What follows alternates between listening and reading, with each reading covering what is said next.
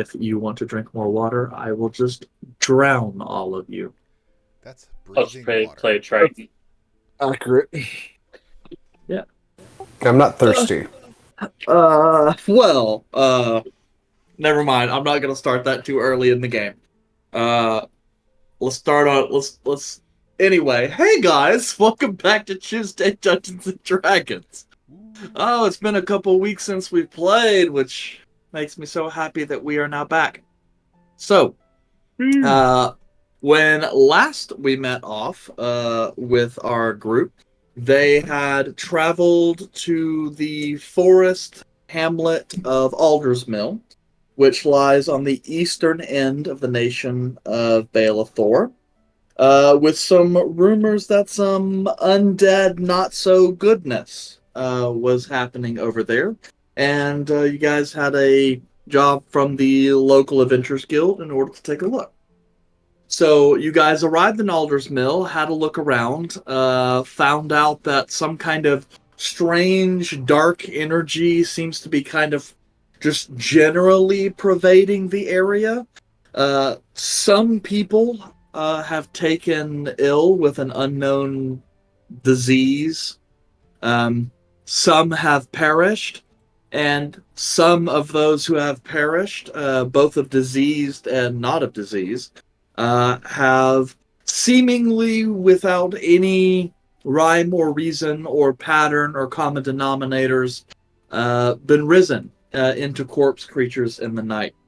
Uh, Figuring out that you might as well look for something, you guys departed the city and or the village and headed east in search of some mines that you know to be in the area, because they're suitably spooky locations where all sorts of, you know, dark arts and fell deeds occur. Um, However, after some travel, you've yet to reach the mines, but seem to have come across at least the outskirts of perhaps another village, as there is a small steading here along a main road that seems to have uh, been where with some undead who seem to have been that way for quite some time.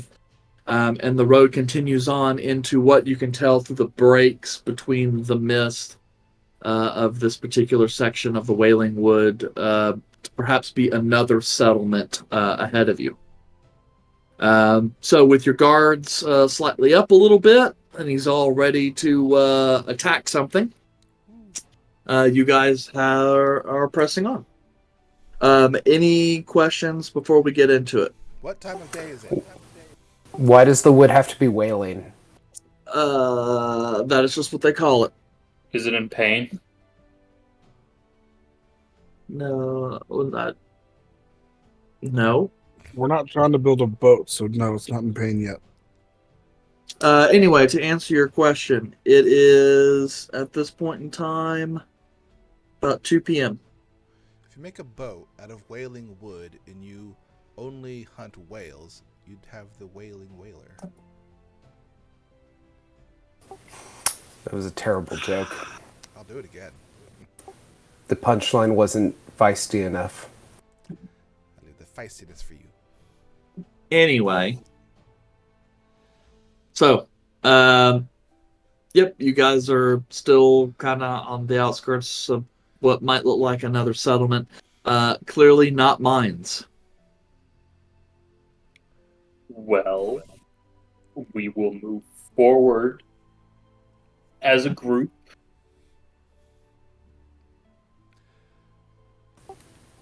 Bold plan.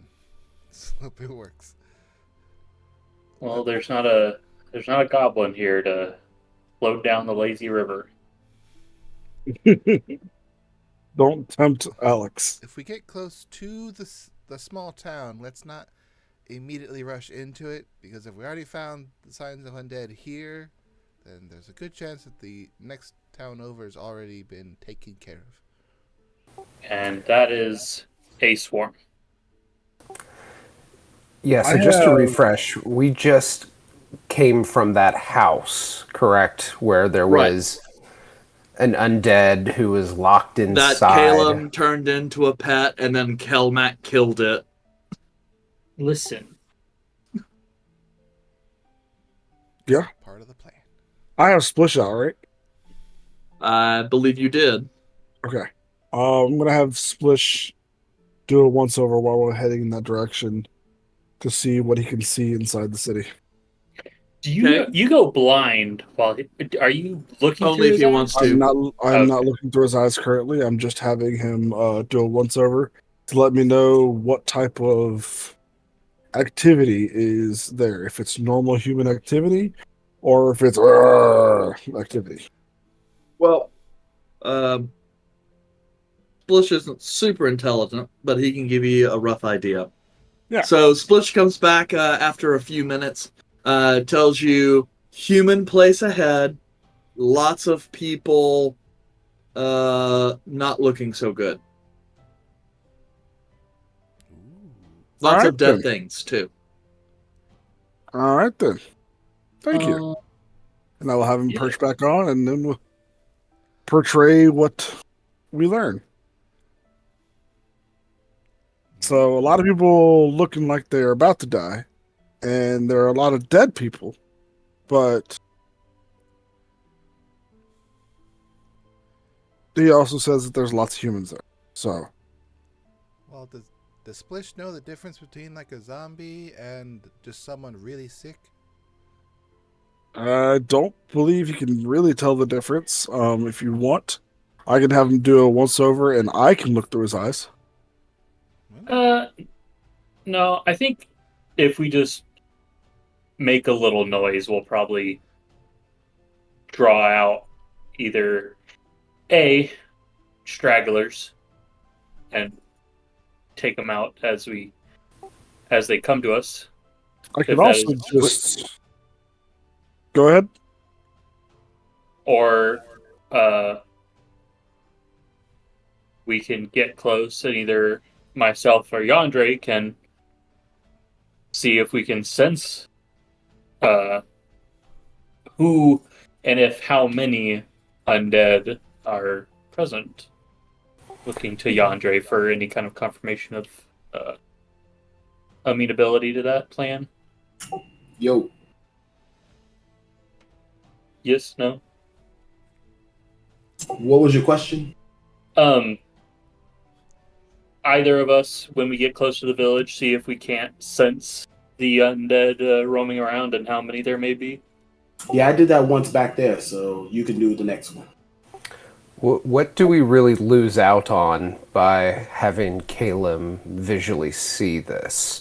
This would give us the exact answer we want, correct? Yeah, and we wouldn't have to get close to it. It's better to, as the person who attacks from afar, it Splish is flies off. best to understand what is out there so that we don't have to get close. I think he's already doing it. Well, he must be a very astute listener. Right. So you're already sending out Splish? Yes. Okay. So you sent Splish out, trying to find a belfry or some elevated area that you can sense through his senses.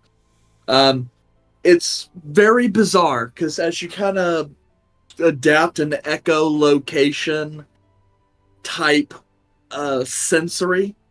He's an eagle. Oh, you're right. It's Sunny. That's the bat. Okay. Then yes. And Wendy is the octopus. Yes. Oh, got him. We got him now. So there we go. Like, man. Anyway, so Splish does kind of once around. You're kind of looking. As you guys get kind of close and you look down, you see Caleb as Splish kind of cautiously sails around the outskirts of this village. You get this sickly sweet scent that seems to hang in the air around the place, unsettling your stomach. The rest of you guys can kind of watch as Caleb's face contorts and he starts looking like he might hurl. This once charming hamlet now lies in ruins, its dilapidated buildings looming like skeletal sentinels against the dusky sky. The eerie silence is shattered by haunting moans, and your hearts quicken as you witness a grotesque horde of undead emerging from the mist-covered streets, their sunken eyes devoid of life as they scramble aimlessly in a twisted symphony of decay. Uh, you can count at this point in time, just in your sight, maybe 24 undead of varying stages. But this place definitely looks like it was ravaged by plague some time ago, and most, if not all, of its inhabitants are now corpse creatures. Yeah, looks like that city's kind of fucked. Are you okay, Caleb? You look unwell. Oh, Quite green. Here, quick, and I hand you my bottle of cognac. Puke in it. I'm drinking cognac Puke in it. while I'm flying. Don't let him drink and This'll- drive. This'll help level your stomach. It works for me all the time. Oh, At the very least, the alcohol will kill any bacteria that's causing the smell. yes, I will take a drink and then I'll continue flying. Albeit Okay, the a little cognac- more. Yeah, the cognac does Inebriated. nothing to kill the smell, because you're getting Yeah. Slish's sense of smell, and drinking alcohol doesn't dull that. So I'm going to But- stop that. So, by my count right now, there's 24. Based Yes, off of- mostly concentrated in kind of the center area of the city, which the road your guys are traveling on will take you right there. There's probably only like a dozen or so buildings in this hamlet. Just kind of a small place, and yeah, there doesn't appear to be anyone alive. It's a zombie ghost town. All right, so, I will pull away and send and have Splish come back. Still holding onto the bottle of the flask of cognac. Take another drink, give it back to him. All the while telling, yeah, there's at least a couple dozen that I could see out in the open. Based off of the size of the city that Caleb knows, doing calculations on how many he saw in that one area, about how many undead would he assume is in the city, if they are all as similarly populated. So quick highlights there. Most of the undead that you saw are kind of hunkered near the central area of the city, or the little hamlet, and as it kind of radiates out, the number of undead drop precipitously. So they're in kind of a concentrated area. Okay, so we're not so really going to, okay. Maybe an extra dozen, you might guess. Also, from what you can tell, they appeared mostly zombies, as they kind of just shambled around. And most of them just to appear as though they were once, women, children, woodsmen, just regular villagers. Okay.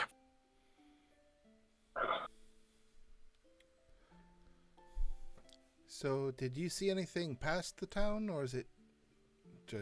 You said mist was there. Is it mist only in that area? Does it proceed beyond that?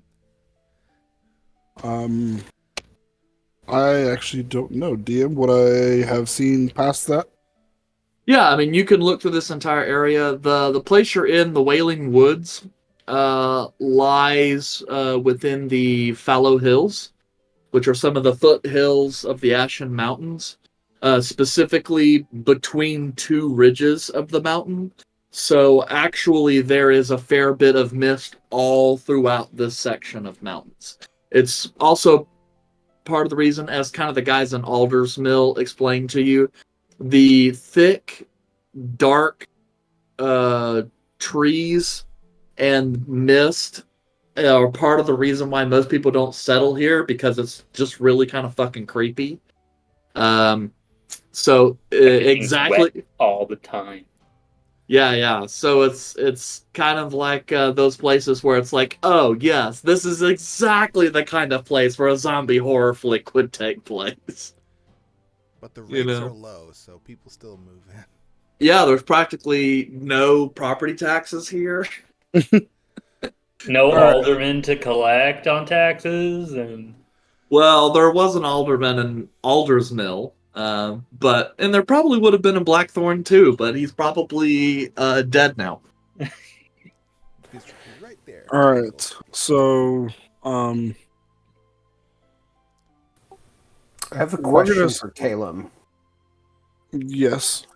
When you were viewing the city, did you see anything or anyone out of sorts, like a necromancer or something like that?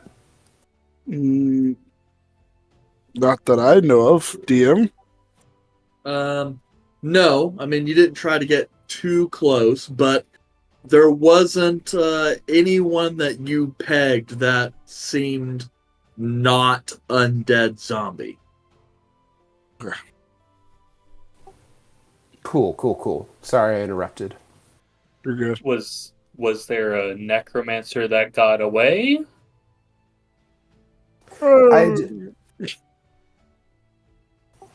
I don't like necromancers, okay? That's fair. Thank you. So, How far away is this? You guys are perhaps, I would say, only about 60 or 70 feet, because you had to be kind of close enough in order to use Splish's vision. All right. So, But you guys are still in kind of a heavy wooded area. I would say you're probably posted up under kind of a little copse of trees right outside the gate to the hamlet. And you guys can kind of look on like this kind of post. There's these faded letters that say Blackthorn Hollow. all right. so we're about 20 yards out. It isn't very far. Are we? No, We're killing all these, right? Yes, I mean, but All right. they're not going to stop being the zombies, so at some point they'll probably meander their way out, causing danger to other people. Yes, and that's what we want to avoid. and even though In- Aldermill did say they can't handle the one or two from their graveyard, I don't think they could handle some odd dozen no, drifting let's their be way. real. Izal just wants to hit something. Is there a draw group? conclusions. Is there a group? There's a That grouping you in the can center of the fireball? square. Yes, you would guess that 80-90% of the zombies in this area are within like a 200 foot by 200 foot area, about the size of one battle map. Okay. If you had to guess, if I'm- one could frame it in such a way. Yes, and what I'm trying to ask is the densest part where the most amount of zombies are at the current moment. Where are they? And how many zombies would fit in, say, a 20-foot You mean a radius? standard fireball? 20-foot radius. Okay, all right. Well, it seems like they're kind of two groups. There's a group that's over what kind of looks like a mill area and perhaps a barn, and then another one kind of that sits between two houses. If you just dropped it in the middle of town, you could probably hit 4 or 5.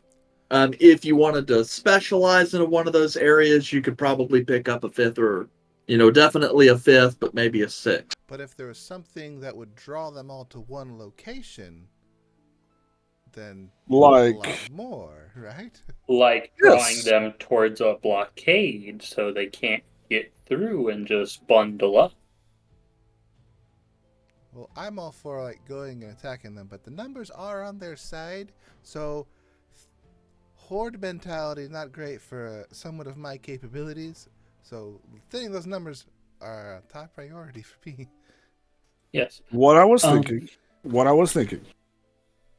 Um, I have the spell polymorph. I polymorph Splish here. And have him draw their attention. He can't attack. But they all converge on him. I drop the Such an spell. asshole. I mean, I'm not in total favor of scapegoating your familiar. what else do we have that we could? Well, my thing is I can actually make my familiar poof into another dimension. He doesn't have to die. Well, I can make my horse poof into another dimension so he doesn't die, but I was still given, you know, a I'm little not bit of semblance of did I take him into consideration, which I didn't, and now I do. So Other option. Izal just runs into the middle of the area screaming and just starts acting away. because I could polymorph Izal into a giant ape. I That That think gives we you a should lot of. save spells for whatever may come up instead of albeit we could turn these all into a giant ape and she could crush all of them quite easily. But I think saving spells would be a better choice.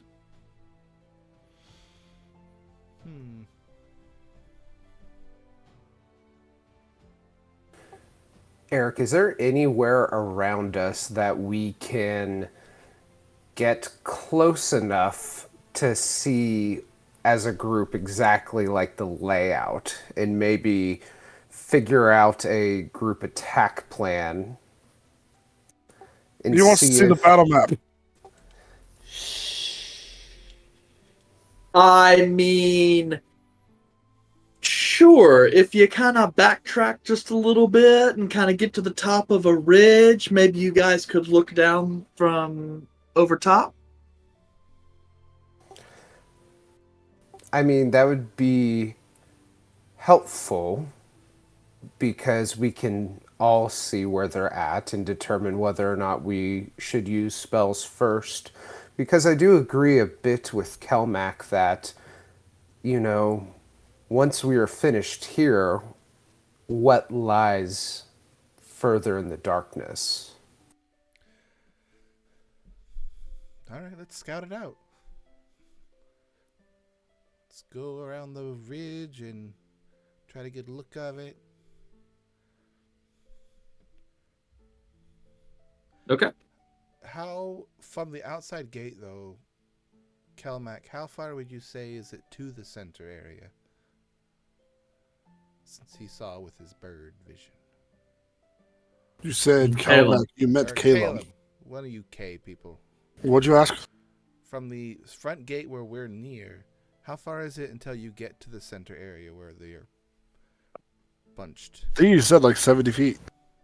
About 60. Okay, so we're like 60 feet from the gate, and it's like 60 feet to around the center area. Give Yeah. or take. Okay. And from what you can tell, there were no undead up at the gate, so as long as you guys approached the gate cautiously, you could avoid detection there. I would also say that my particular spell that I plan on using, Fireball. It's got that acid one.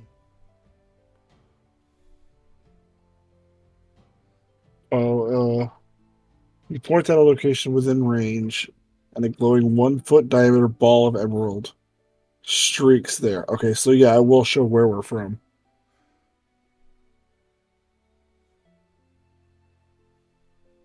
That's okay.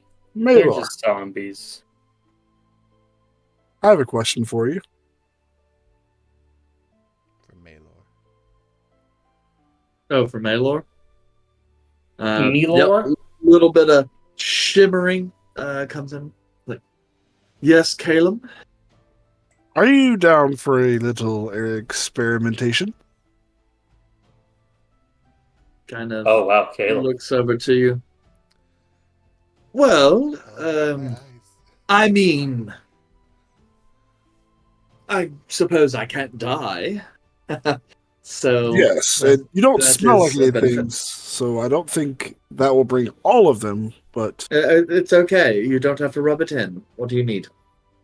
the sight of you might draw the attention of quite a few of them.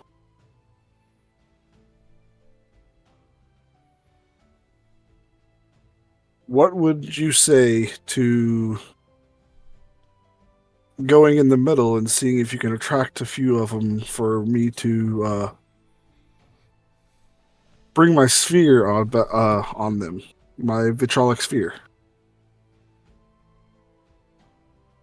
He kind of gestures at the rest of your party.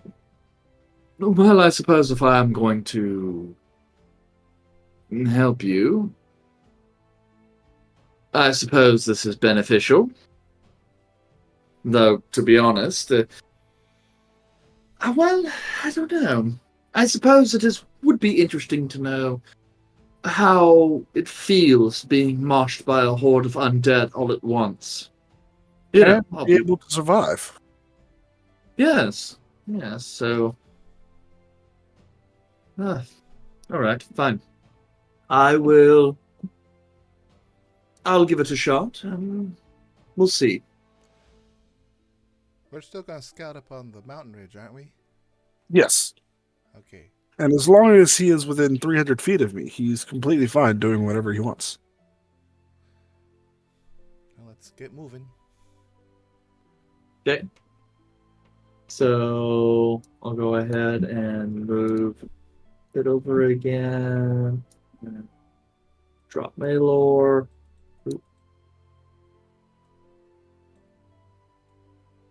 Okay. So you guys are kind of up on a ridge here. And they're kind of watching Maylor just kind of saunter down into the town. As he kind of reaches the kind of northern section, obviously you guys were not present, but you're there for visibility purposes. You guys hear Maylor call out in this very elaborate, over-dramatized way, "Oh, look! Undead are here! This is such a bad place to be! I don't know what I think I'm doing here! I hope I don't get bitten! Etc., etc." I just lean over to Caleb and say, man, Maylor really is a terrible actor. Kind of sidesteps. Is he drawing the attention of any of them?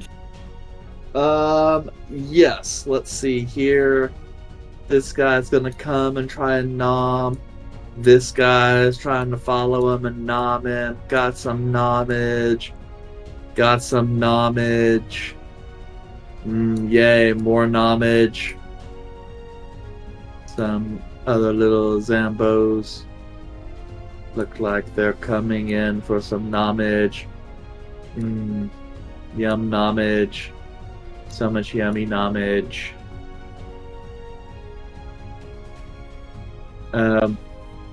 Yeah, that doesn't necessarily seem to be working. You do notice what looks like this guy, Undead here, looks like he reaches back, pulls out an arrow, knocks it, and then looses it, and basically shoots right through Maylor, hitting this zombie guy, and just and the arrow just sticks out, and it keeps going. I think we should move because I think that's the most that we're gonna get in one shot. I'll just kind of gesture, like waiting for you. Wait a minute. I can cast it on from Malor. Yep. So, I'm just gonna cast Vitrolic Sphere, at 4th level, and instead of it being acid, it's gonna be fire damage. So 10d4 fire damage. Well, 15d4 fire damage total. Okay. But first, I'm going to do. At first, it's 10, but they have to do a saving throw. Yeah. So right quick, let's go ahead and roll for initiative. Annihilative. Thank you, D&D Beyond. Glorious roll. I'm most pleased with that. May I have another? You could have mine. It's a 4. I got a 3. You want that? It doesn't matter at that point.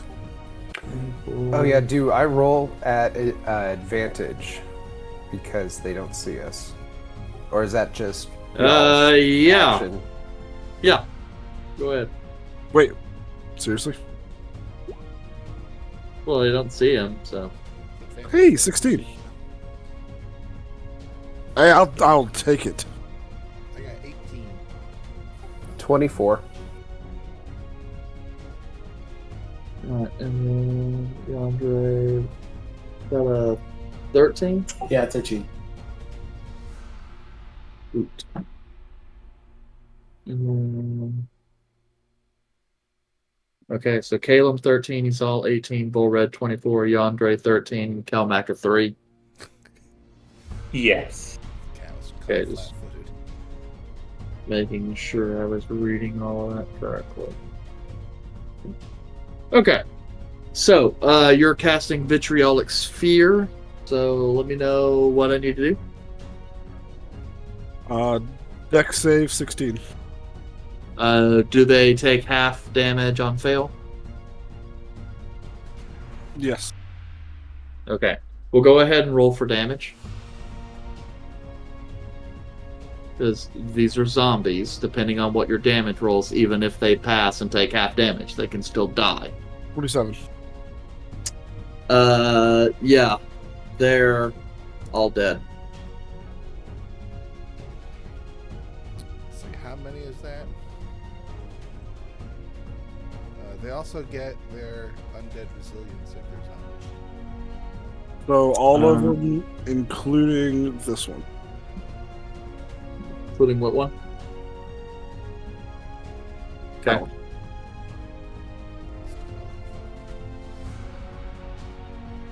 Okay, I guess that is a good point. So, let's see whether or not that one gets... Oh, well, actually, it's not going to matter, because you've got that special rule, so that one just straight up dies, that one just straight up They also dies, get this that one right here. That one and that one. Okay. So, this one... so the dex on that one would be 4, so he'll fail. Undead Fortitude. He fails, so he's gone. This guy. Nope. And then so he's gone. What was your DC save again? It is 16. 16. So they have to do save for half, and then they have to fortitude save to see if they survive. Right, I'm just trying to do this math quickly for me. Yeah.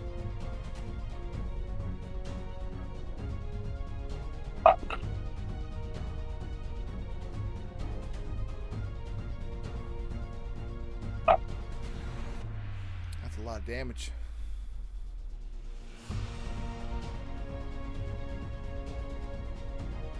Well, alrighty then. Yeah, and those might look like they got 25%, but they undead fortituded. They survived. Oh, well, yes. did they all pass their save? They passed their save, Nice. so they took half damage. Okay. But then they rolled for Undead Fortitude and passed. So I was they're just at making 1 sure hit point. because there's another 5d4 afterwards. Oh, well, Now, okay. That's only if they fail. Yeah, okay. Yeah, the other ones failed their save, so there was no way they were surviving that because the damage would be so large, they can't roll an Undead Fortitude high enough to save against that damage.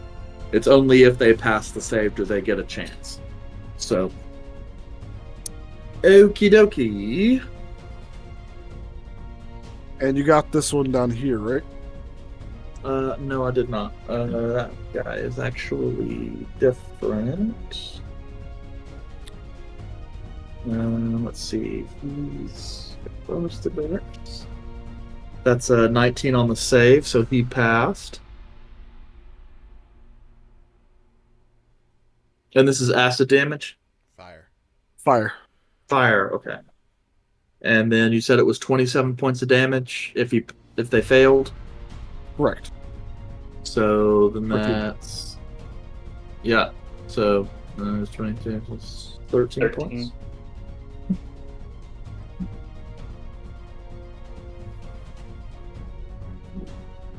Okay.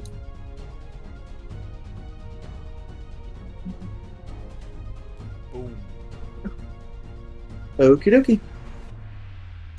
And it came from Malor, so they still do not know where we are exactly. That is true, yes. I just kind of want to imagine Malor's reaction as he's just standing there and suddenly, like, without any indication, it's just flame. Oh, he would have been the one to cast it because I have to mentally tell him to do it. Oh, What? okay. Spell. Flame on! Kill. Yeah, because he channels the spell through Malor, so it looks like Malor's casting it. Yeah. Either or. Either or. Let's see. This guy. Actually, I think that was all of my regular zombies. One left. Shit. You know what you do as a DM? You make Bring more. There were more inside the buildings you didn't see. Haha. There were like 3 dozen. If only that weren't actually the case. Huh? Let's see. That's fine. Yeah, sorry, I'm just having to remove a whole bunch of guys from the initiative counter right now. Well, that plan worked great. And how much damage was that total? Jeez, I don't want to tell you. It's Fine, we'll do it. It's 324 points of damage in one spell. But did he catch up in numbers? Oh, he Yeah, so we by- gotta do that Close. a lot. We gotta find a lot of My zombies. count, that was. Oh, wait. I count 12 monsters times 27. So Yeah.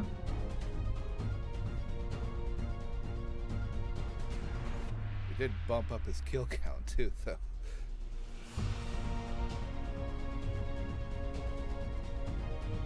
From like almost none to some. For sure, more than double. I think I have less than 5 total. So I can scroll up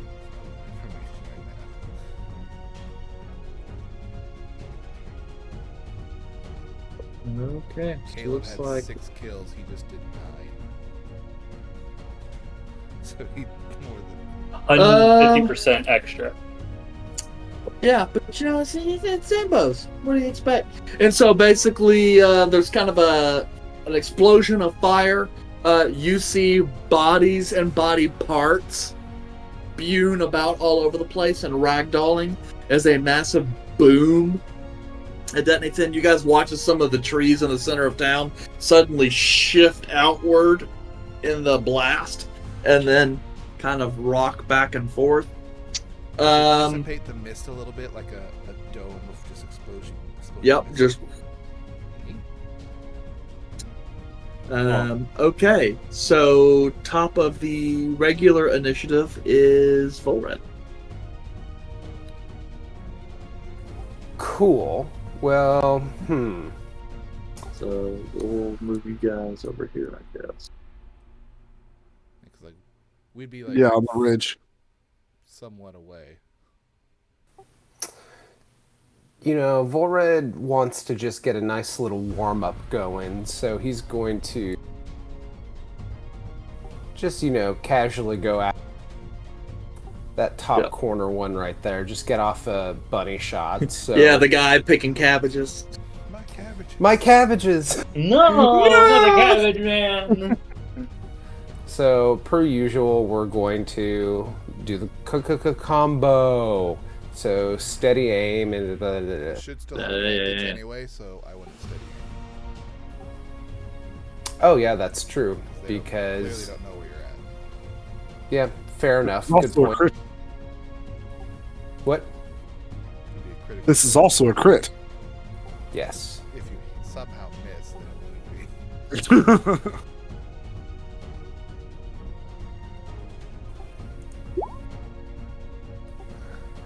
Does a 19 hit? I can.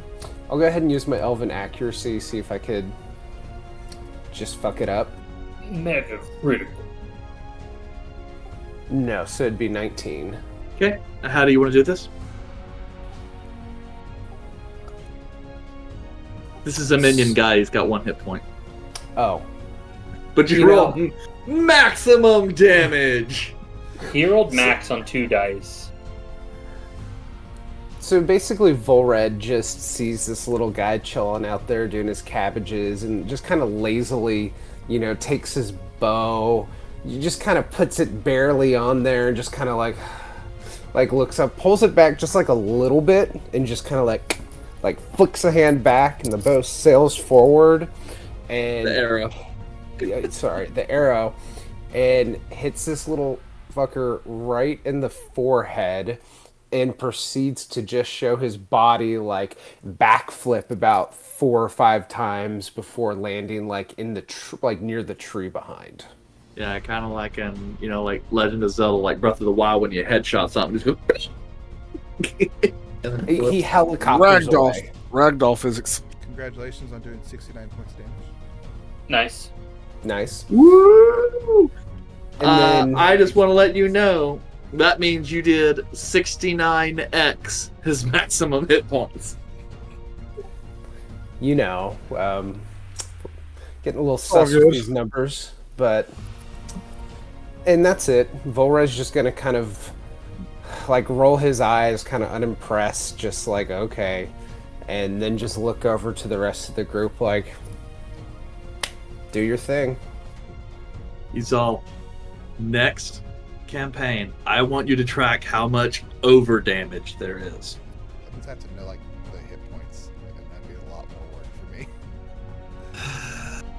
Okay, fair enough. If anyone moves this turn, you get plus 10 move speed. Okay. Let's see here. Actually, initiative 20. That house has come alive. Is the Demi-Lich in one of the homes? Yay. Let's go. Isn't a Demi-Lich more dangerous than an actual Lich? No, No. but they're different. The tiny creature that you're now trying to fight.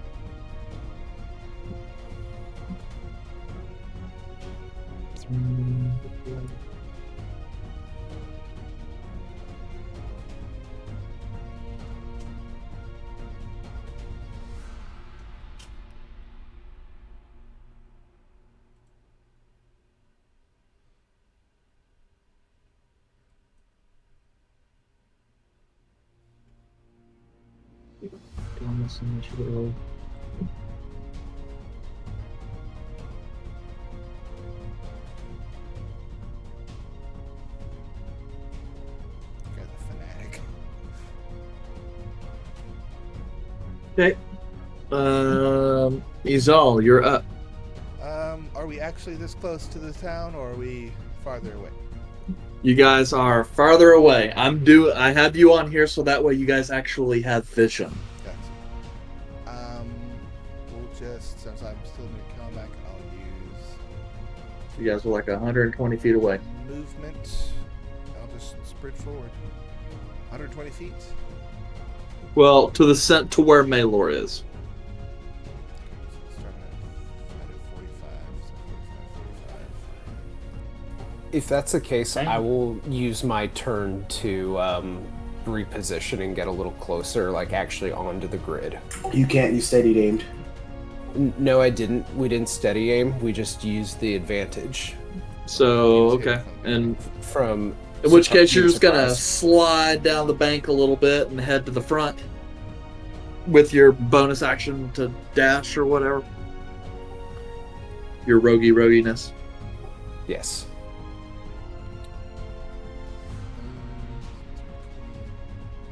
I can get 100 and 45 from those 90 plus 20. I can get 110 feet if I range. So by running forward, I can get, this is like what, 120 to get all the way to Maylor? Yeah, we're gonna say 60 feet will get you like here on the map. And then from there, so like that's 60. And then from there, do whatever you want. Alright, so I have 110 to move with. From there, that's 60. So I have 50 more to go. So we'll just have, use all of bonus action raging, and that gives her a sprint for half her movement. So I'll go 50 more feet. 5, 10, 15, 20, 25, 30,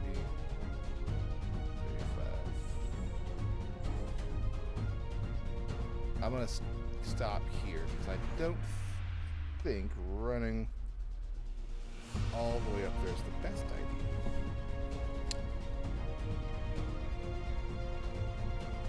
It's yourself. Yep, that's it for me. Zal's got both her axes out. Ready to go. Okay.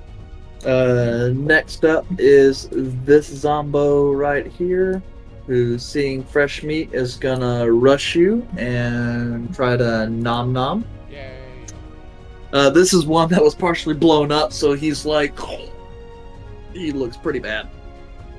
Extra crispy. Yep, extra crispy. I don't even think this guy can hit you. But that's an 8, so that's a failure. That's And that's all he's able to do. See, next up is this guy. He's going to move out this way. And then this appears to sound that you're kind of closer. This guy definitely, he's a white. He's different. So you see him kind of look over. He's got like blood that's been pouring out of his eyes. He's going to reach out, knock an arrow, and then release out into your way. rude. That is a 19 to hit. That's a hit.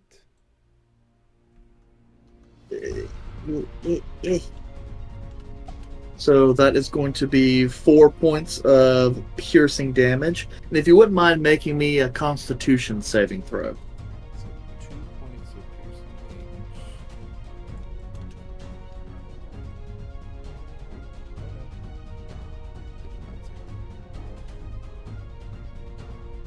Look at buttons. Is it against poison or nothing? It is not against poison. Okay. Just checking. He's a white bite. Make sure. 13. Save. Good. Okay. Good. Okay. Good save. Good save. Then he'll knock another arrow and shoot at you. That one's a 17 to hit. That just hits because I'm dual wielding, so my AC is a 17. And you take an additional 3 points of piercing damage and another con save if you wouldn't mind. Half to 1.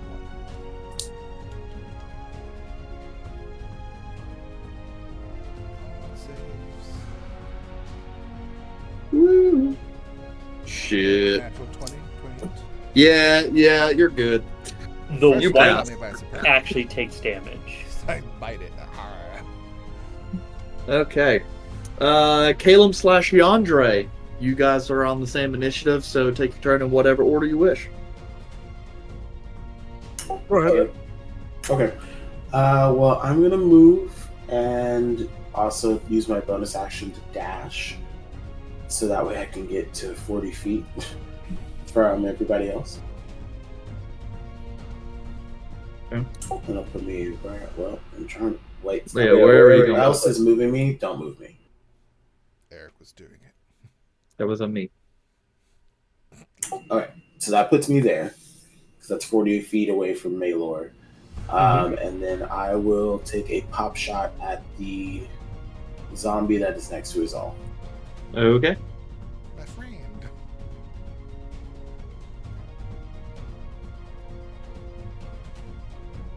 So 22. 22. You level the crossbow, take a shot. That's a hit. Go ahead and roll for damage. And since I have an ally within 5 feet, I should get sneak attack I'm helping. Oh, I forget you're a rogue. for 14 points of damage. 14 points of damage, governor. Okay, let's see here. I don't think he's gonna pass this round. No. So he's going to take the damage. How do you want to do this? Oh, it's just as all runs up and is just kind of yelling and screaming, drawing the attention of this one zombie. And as it approaches Azal and misses horribly, it gets a crossbow bolt right in the eye and just falls back. Okay. And Azal turns around and it's just Yandere. Yo. Hey. Okay. Anything else, Yandere? Nope, that was my action, my movement, and my bonus action. Okay, Caleb, it's your turn. All right. With my movement, how close am I to Izal? Just movement. Just movement. 60 Well, to you're get on the 60 map. feet. Yeah, it takes 60 to Oh, get I'm on the 60. map. Okay, then I'll use my 30 feet. Dimension to- door. You'll You have 40 at the start of your turn because you're near kill now. Right. So, Buster himself. so I have 10 more feet of movement. I'm just gonna go right here. I'm going to use my bonus action for Bardic Inspiration to Izal. That's a D6. How are you going to inspire Izal?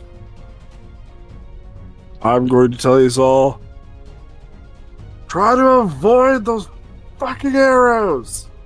proud of You're not you. very strong though, but okay. This one's dull. So that it deals extra damage when it goes in. It bounces off of you like, ow. Yep, those And arrows then- make less of a slicing motion and more of a tearing motion when they hit. This is actually a village of LARPers. This is nothing but boffer arrows. It's like, fuck shit. Ow.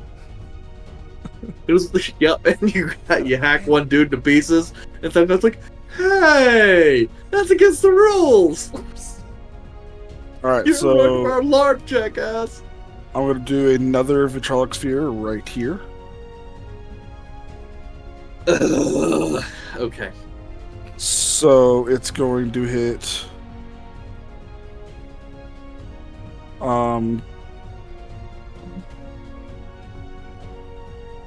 these four individuals, this person, and this person. So when you said force, you're talking here. Those four in a line. There's one guy here too. Yeah, if I want to get the cultic fanatic, cultic fanatic, Yeah, where's your center again?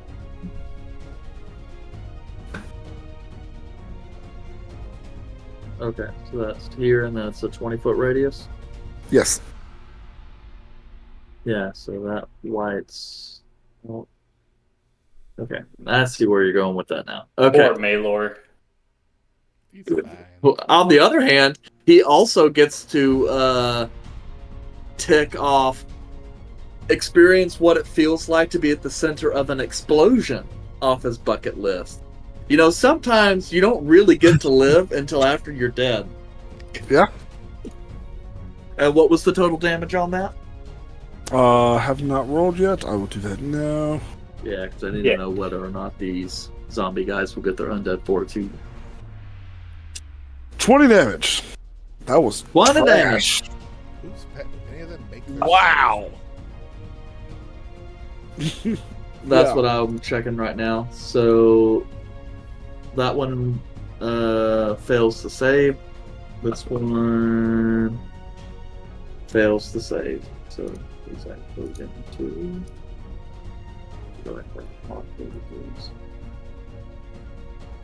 zero, and then those husks are dead. This white, oh yeah, he definitely passes, so he takes half damage, and it's going to be 10. And this time it is actually acid. Oh, it is actually acid. Okay. Because I can only Actually change it once. acid, not diluted acid, not fake acid, actual acid. Okay, and let's see, you're pegging the cult fanatic in with that too. If I recall.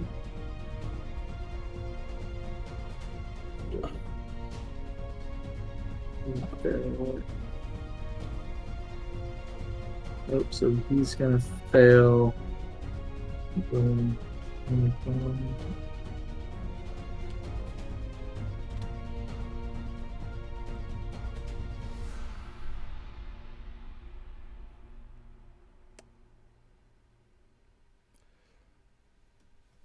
Okay. Hmm.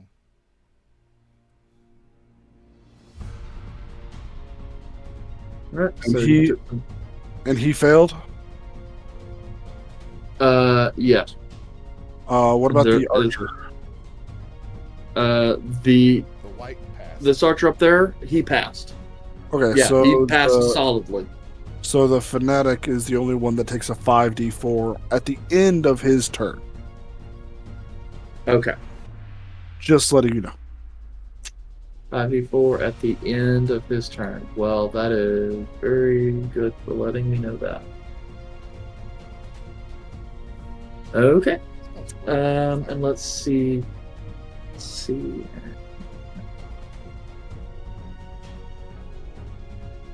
Man, I can't wait to move 90 feet. Sprint up there. That's your movement? This is action and movement. Oh, gotcha. Hey, I ran up there and did nothing too. Yeah. Well, that's the problem with a mook encounter when you have a mage in the party. I'm fine with it. I know. I'm sorry, Izal. I was like, I'm gonna add lots of stuff here so that Izal can just go and just have fun killing stuff. And Caleb's ruining the fun. There's still plenty more. Yeah, sure. Anything else?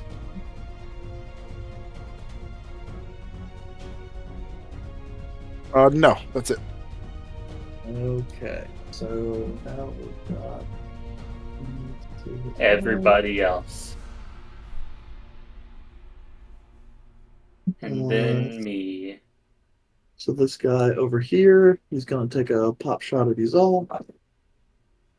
That's going to be a dirty 20, It's a hit. and that's going to be 7 points of piercing damage. Good. Constitution save. Take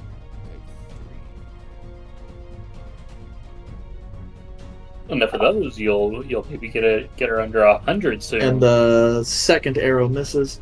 24, it's another pass. Okay. So with that, let me make a check There are a here. lot of hits to take me down that way. Oh yeah, I know. It's the con save I'm more worried about. It just takes 1/1 for you to take that Well, That's why I gave you 4d10 poison I damage. also have my zealous ability. That's why I gave you Bardic Inspiration. That dude. Coward, Okay. he's running away. Get back here. You shot me. It's not called running away. It's called tactical withdrawal. I could break his skull. And then this guy here. He's going Yeah, to. get right there. I like where you're at. And then he is going to fire at Caleb. Rude. Caleb hasn't done Um, anything. Is he within 60 feet? Within 60 feet of you. No, never mind. So the first attack is a 13, which is going to miss narrowly. Narrowly. Yeah. The second is a natural 20. Who are they firing at? Me, they're over 60 feet away from you. You're not more than 60 feet away from me, Oh, wait. Yeah, you could do that. Awesome. so I'm going to negate it. So I forgot it affects the target of the crit.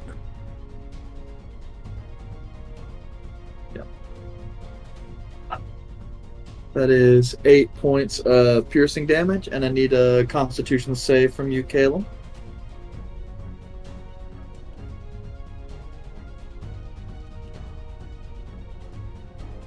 That's an 11.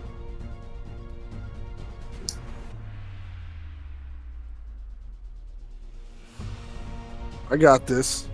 Okay. Thank you. Let's see. And that's it. Next up, with an initiative of 4, another zombie. Kelmac, you're on deck. Pete Kelmac with a 4. The fastest one in the party.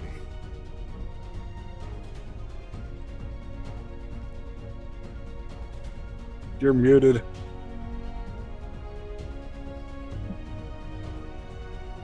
Okay, let's see what we can do. Kelmac, you're up. Just meanders forward a little bit. Yep. Cool. Can you hear me? Mm-hmm. Okay, cool. Okay, so I understand that I said to save spells, right? Yep. About to See? haste himself. Seeing as how it took all of our melee a really long time to get in there, I will be hasting myself. That dude. Yeah. On the other, yeah, never mind. I get it. So it brings me up to 90. I don't blame you.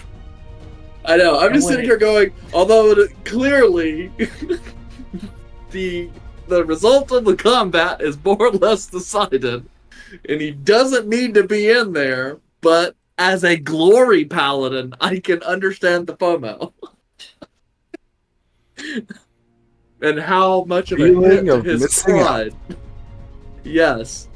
It's like the idea that he, a glory paladin, could miss combat like this is probably really hurting his pride. Good thing it wasn't Kelder. Missed an entire battle encounter. Hey, I was keeping the family safe. Alright, that's what's important. All right, but yeah, dude, 90 feet of movement. What the hell are you gonna do? You can go wherever you want. Yeah, pretty much, because And you have basically a you hasty get attack. here at 60. You know, so you've got another 30 feet just for your movement. Can't tell if he's frozen. Yeah, I think he froze. I Yep. think he's frozen. He froze. He got too fast. If he was frozen or just in shock of the situation. Yeah.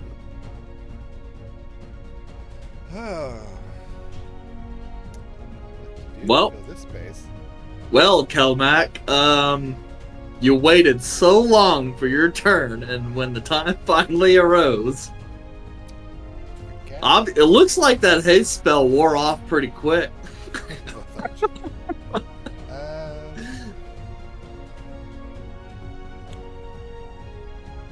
He has 30 feet of movement left, right? Welcome back. Yes, he still has 30 feet of movement. You're back, Cal. He So- can get right there, or he can get right there, but that takes his action. Or his bonus. Well, I would do his hasted action to dash. So, Yes, which is what I will be doing. I will be dashing. And then Yep. So that's movement. Yep. And so then 5, 10, 15, 20, 25, 30, 35, 40, 45, Where are you trying to go? 55. Because there's a human here, and they were talking about a necromancer. 60, Mhm. 65. It's 50 7. feet between you Oh, and you can getting get in there. melee.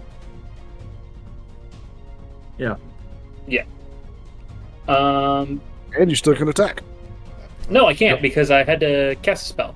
Oh, that was his action. Oh right, hey, you had to do haste. Yeah. Sorry. Main Yeah. action to cast a spell, and then hasted action to dash. Yep. But imagine, like, at that point in time, just from out of nowhere, you see, like, trees get toppled over, and then this full, like, plate mail lion guy is running on all fours, just charging. No, not all fours. Yeah, Sprinting like a I know, but just linebacker. but imagine that sight. This, and then steps over zombie corpse. The body shatters into a whole bunch of pieces under the weight as this guy just beelines for you. And this guy's like, Hi, Kelmac. Bye, Kelmac. Oh, that's all Kelmac. Oh, Bye. Yes, the zoomies. see, that's what you guys should just do. Use Kelmac as a mount. Excuse you. Okay, top of the initiative, Volred. You're up. No surprise there. Izal, you're on deck. Well, I don't really have anything line in sight because I have Yandere in front of me, correct? Like, I couldn't hit this fella. Well, yes. Remember, when it comes to line of sight, you ignore blockages, like partial line of sight like this, if they're immediately next to you. So because Okay. Volred is standing right next to you, you get to ignore him for purposes of line of sight. Perfect. So I'm going to go after that archer. Okay. Okay. You're just gonna- So, And you're talking about the one right next to Kelmac. yes. Okay. So steady aim. I'll use my elven accuracy to see if I can get a crit. 28 to hit. 28 hits.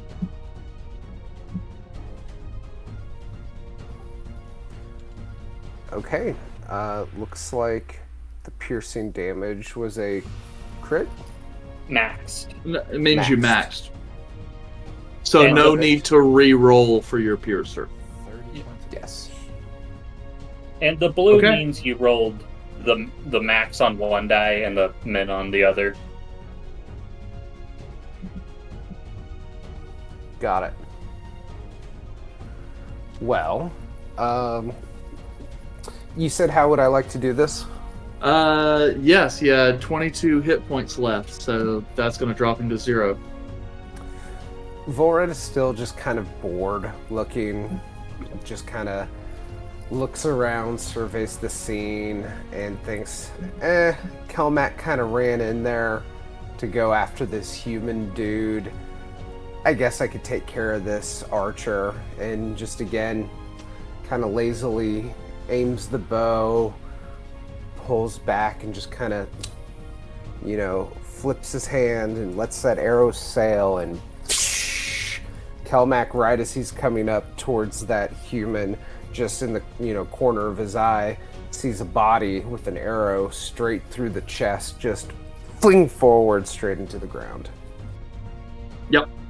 And It's, that one- Yeah, from Kelmac's perspective, he almost doesn't recognize what happened. The arrow shoots right through him, and the archer, there's a brief moment there where he just stands frozen before falling back and crumpling on the ground. As And if he that's my just turn. had a brain aneurysm and fell over. Meanwhile, the arrow is still going into the next barony. Probably struck a tree or something. Hey, yeah, Okay. did you get some produce today? Ah! Oh no. Killed a lark. This is a brief moment. I think I might have left the stove on. Okay, so initiative 20, right quick. This guy's gonna run up to Izal. Yay. Nope. That guy's gonna run and he's gonna shamble. And then let me see here. This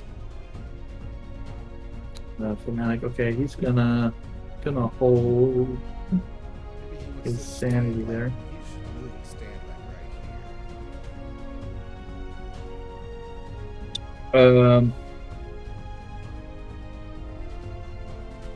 right here. Kelmac, as the cult fanatic kind of wheels on you as you are coming up to attack, he reaches out. You can tell he's got kind of like pale, though not dead, kind of ashen-looking skin. He's got like almost looks like black tears that have come down part of his eyes, and he reaches out with these sort of black, kind of coal-like fingers, with just kind of one finger out, and then utters in some dark tongue as he casts a spell at you. And looks like Calum's checking range for a counterspell. I'm too far away. Okay. Counterspell. So It's gonna work. bad. I Okay. need you to make a wisdom saving throw. Okay. It's not horrible. We believe in you. Okay, no, that's really good. 22. That's good. As the kind of similar to like the Fellowship of the Rings, when Gandalf starts talking in the dark speech and everything just kind of goes dark. The speech of this cultist kind of is oppressive on your mind, and your nerves start burning white hot in pain, but you're able to just kind of slough it off and kind of regain composure of your muscles. You see his eyes kind of lift up a little bit and goes, "Oh shit, a paladin!" And with that, he's gonna run for all the good that's going to do him. But that's an attack of opportunity, I suppose, because you still have your reaction. Yes. I am able to substitute attacks of opportunity for special attacks. Yeah, if you're No. wanting to Yes. grapple him or something like that. Yes. Grapple. Okay. So you make you make an attack roll. Oh, it's back roll? I believe so. He has to attack to bypass his AC, and Okay. then once you And bypass then AC, Yeah. it's athletics versus athletics or acrobatics. That May is my I keep that understanding. athletics roll because that was really good? Probably not. yeah, that's fine. Yeah, that's fine. I got you. 17 to hit. 17 will hit, and let me roll. Not that I think he'll be able to beat you at all. Yeah, because he doesn't have proficiency in either of those. So we just gonna roll with a +2. That one. So he rolled a 3. Tackle that nerd. So this guy is. Only grapple right now, so it's just like I know. he So turns. he- I just So he Grab the hood. turns around, and as like you reach for him, he's like, "Ah!" He tries to like arch his back to give him just like a little bit of extra room and space between you, and then goes, "Ah!" And then just kind of falls forward as you kind of grab him, and he's now kind of like hovering on the ground, Mission Impossible style, as you just got him one hand. He's just like grasping at the ground, trying to claw his way away, but he just keeps digging ruts. Yeah, so that was very sad. I feel bad for this fanatic because that was an incredibly that was a That's what disappointing happens display. when you roll a natural one. In Yeah. fairness, he did just yell out, "Oh shit, a paladin!" Oh, shit. Yeah.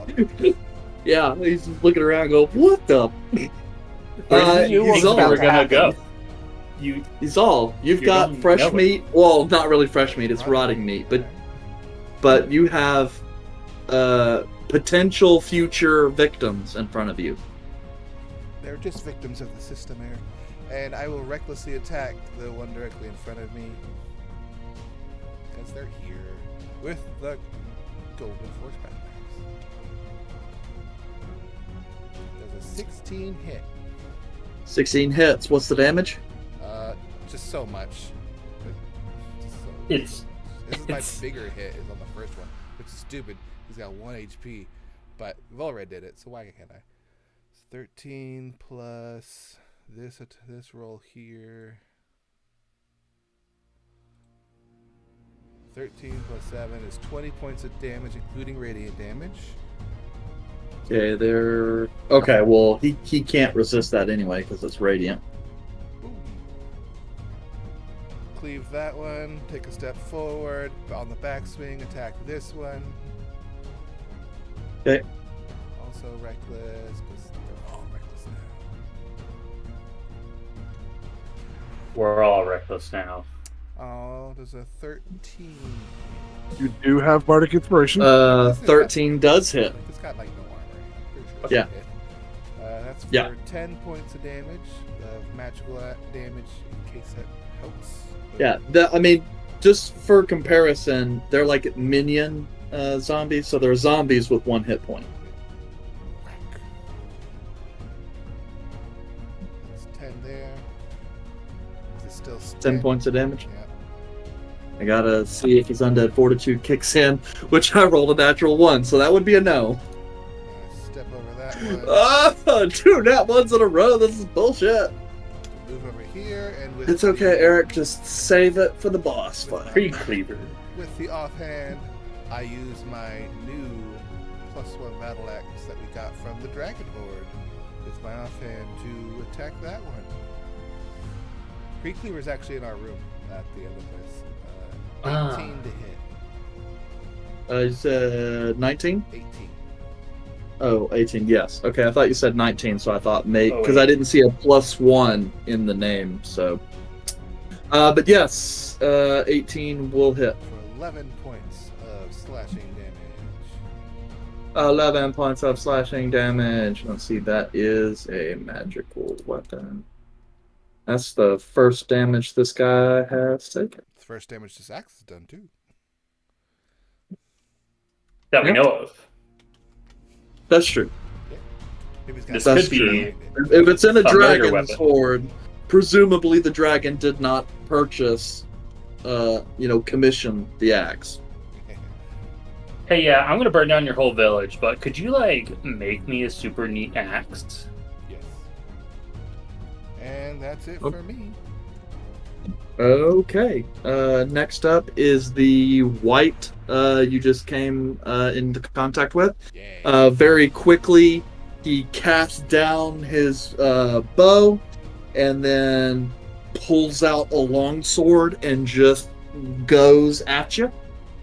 So let's see. You attack reckless, so these are going to be advantage. Bring it, Pale First, one. that is a 19 to hit. That hits. Okay. That is 6 points of slashing damage. Let me see here. This one extra thing. Okay. I need you to make a Constitution saving throw. Yeah! I'm going to use my zealous ability to reroll that failed save. So The crazy thing is you have a +8 in your con, so you almost got double digits even rolling a I'm 1. gonna reroll again. I rolled the advantage on that one. This third one. The 22. 22. Okay. Well, So that's he's 22s. attacked there. As he kind of slashes, does some damage, he's going to reach forward towards the wound, try and sticking his little necrotic hand inside the wound like some weird, disgusting creature. That is dirty 20. That still hits me. Okay. And that is 4 points of necrotic damage, and I need 2 Constitution saving throws from you. Let me know which one you've got first. 4 points of necrotic, or 4 points of necrotic, and then I have a Constitution save that goes with the attack, which you should know what that is, and then a separate Constitution. so first one is a 15. Do I? Okay, so with the 15, your hit point maximum is not reduced. And the second roll, You're good. 19. Yay! Yep. Okay. These guys have dirty fingernails. Yeah, Wash your but hands. and as you're like kind of looking around, like this doesn't look like just a regular zombie. These are like plague zombies. They've got boiled, they're like Nurgle festering rot carcasses. Okay, don't let any of those pale-looking ones shoot you or touch you or something. They're gross. Gonna hold up the Yeah. cultist. This pale Too one? late. God damn it, Caleb. Speaking of Calum / Yandre, it's y'all's turn again. Go ahead. And then 3 years till my turn. We're all waiting a long time to get to our turn there, buddy. Yeah, Where's downside your with a blast? mook encounter. Imagine if you didn't take out most of them. Yup. We'd be here till break. We might be here till break. I'm here to serve. Alright, so I move there. Sorry, Andre. Can I see the white that Izal's fighting? Yeah. I mean, you see Izal and the fight. They're just underneath a tree, or at least the white is. I'm going to take a pop shot at the one that Izal's fighting, because it looks like it's the most menacing on the field right now. Okay.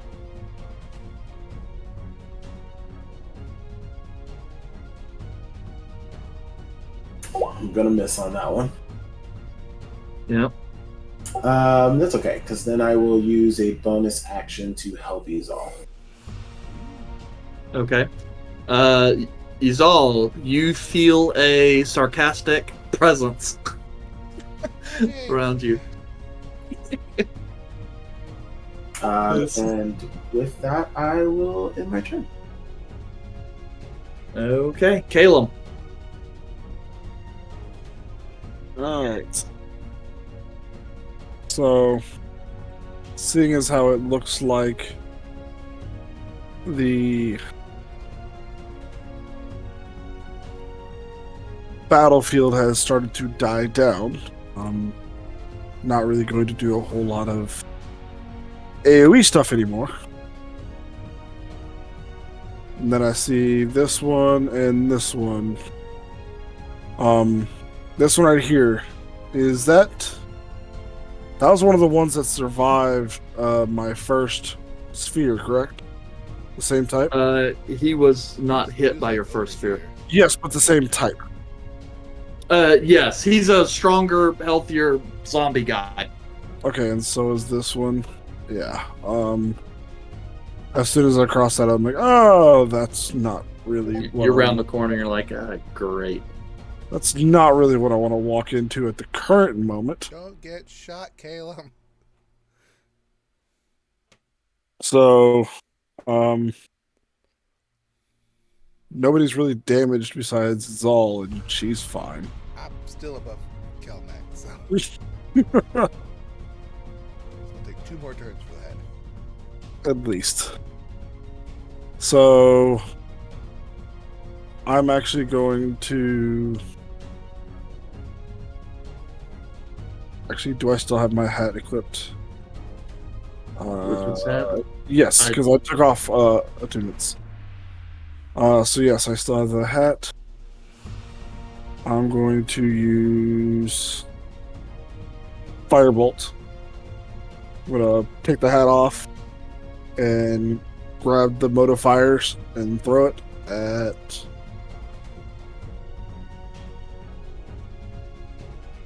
The ranged one. The white. Okay. Kind of whip the hat out, throw it, and you just see it go. And that is... Makes one spell attack for 2d10. Okay. Mhm.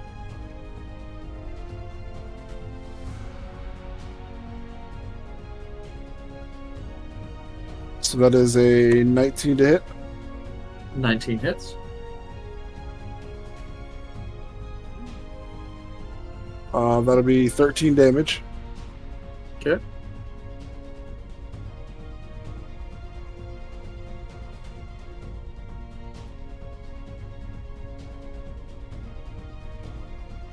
And after doing the damage, I'm going to back up this way.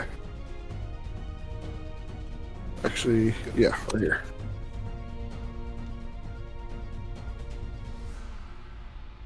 And Okay. So you're gonna take a little bit of shelter in the little barn.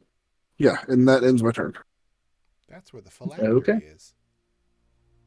What? How did you know, Caleb? Now the phylactery is actually a mimic that attacks you. Shit. Well, you Opens do one of have the a hazard. barrels, a beating heart is inside, just, huh. Okay, let's see. Whose open wound is this?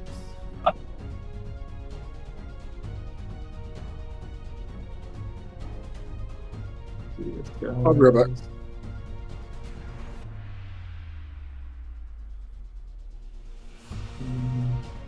That guy's gonna take some.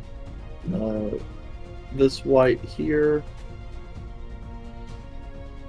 And move up and shoot at Caleb. He just walked away. You Well, jerk. I heard that and I was like, ah, crap. I'll wait for well, this. that's They're fine. more Yeah. intelligent than their average zombies. That one's an 8, so that's definitely a miss. That one's a 21, so that'll hit. No, it's not. Caleb. You gonna shield? No. Wait, Silvery barb. Okay, so you're gonna that rolls and reduce. Disadvantage. That was an 8. So, Caleb, you see him line up the shot. You're like, fuck, and just reach out, And then releases Yandere the gets, arrow, sails over top. Yandere gets advantage. Yandere gets advantage. Okay, with that, the white is going to take its. Seeing that didn't do anything, he's going to take his last 10 feet of movement and he's going to kind of move out of the way.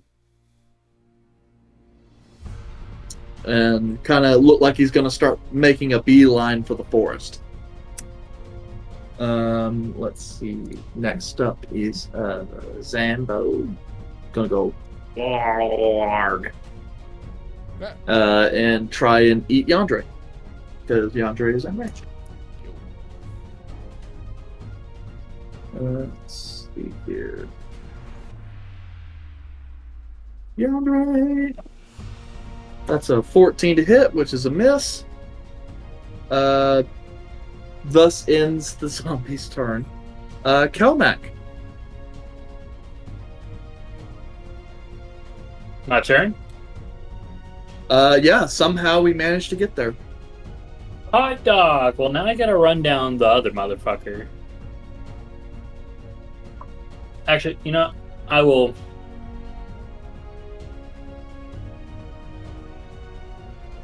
While they're grappled, you have to stay within 5 feet of them.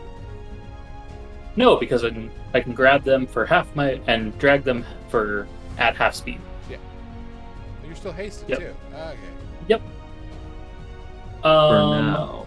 Yeah, so I'm gonna come over here, very quickly, dragging a pale-skinned human, who seems to be crying black tears, which is very strange. He really doesn't like... Yeah, he really doesn't like that I'm here. Hey, Kel, Hold on. I will can only use one hand.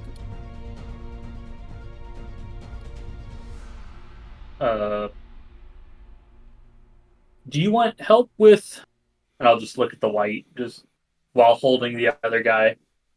You know, help with that? I've got it pretty much taken care of, but there's another one that ran off. Yeah, can you hold him while Who? I go get that? This one? This one. And I just point at the dude. I can't, Just, I don't think he's gonna run. I don't think I can grab a hold of that one while you go and do that, unless he suddenly tries to run. Can you, like, knock him unconscious or something? Sure, I guess. Can I just like whack him over the head You can knock to him down knock him You unconscious? can knock him to 0, we can stabilize him. Yeah. Yeah, I mean, I have to have a hand free, so I can use only one handed. But yeah, we'll go for one mace. 26. 26 hits. I'll dump a level 1 smite. Is he undead? Nope. He's just dirty. Okay. He's gross. So that's. God, I can never remember the my Level math. 1 is 2d6. So 2d8, sorry. 2d8. So here's mace.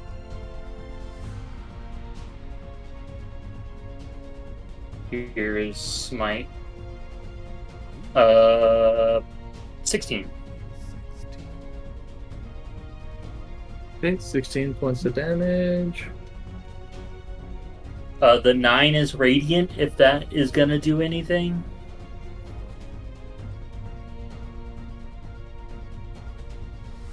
Okay. That drops into 0. Oh, he's unconscious He is or bleeding out. unconscious. You used your Well, yeah, All right. he's bleeding out. Use the silent stick called a mace. All right, then I'm gonna drop his ass right there. My haste action, disengage, so I don't get attacked by the ghoul thing, and that lets me move my speed. So, 90. What is to the edge? 65 to the edge. Yeah, and he's 10 feet off. Oh, So you fucking get there in 80. easy. I still have an attack, so I'll go ahead again. Try to grapple this one. Okay. That one's 19 white. to hit. I know. Yeah, 19 will hit. So, and this guy. Right. Dirty 20. Athletics. I got a dirty 20 on athletics Roll too. again. What's the Well, tie at this goes point, to? wouldn't it be up to the modifier? I'm just trying to do. Because that's No. what they usually do it. Well, for initiative. Yeah, hold up. Should Is it? I think we've done it like meter beat. Beating me? Yeah, Oh no, wait. The defender sets the AC. that's the DC. Yeah, sets the AC. So, Yeah. well, that's the way we thought about it. Mhm. So I think meeting is beating in terms of Comac.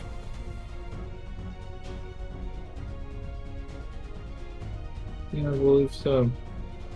I'm pretty sure that's how we handled that. So, yep. So this white is now grappled.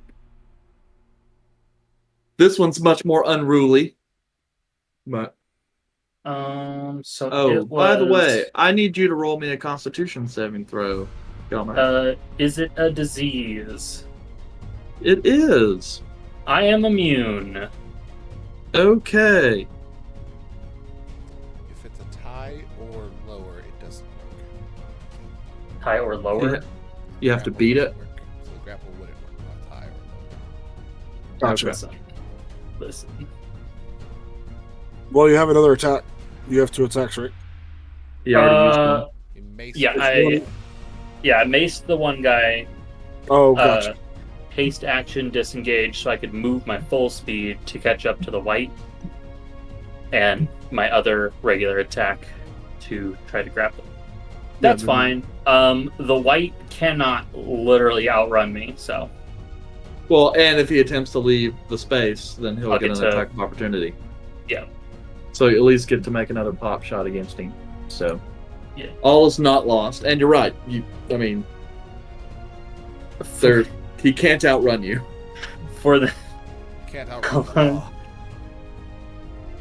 law. for the next, what is it? Yeah, it's the long 8 hair of the law. 8 more turns.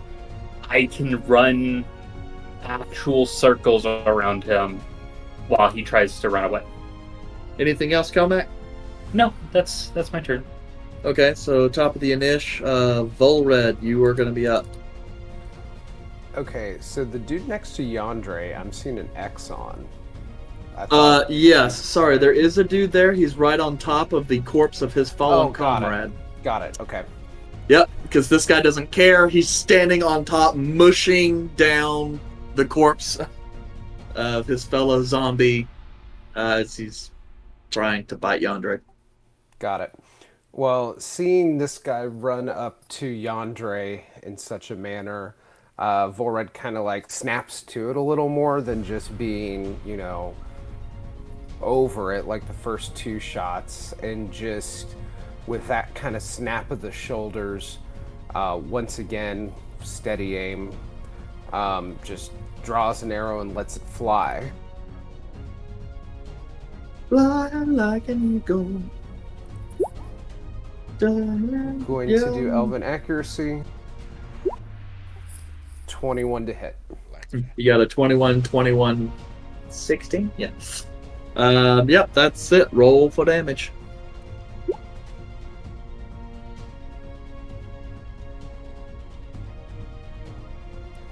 It's 25. Yeah.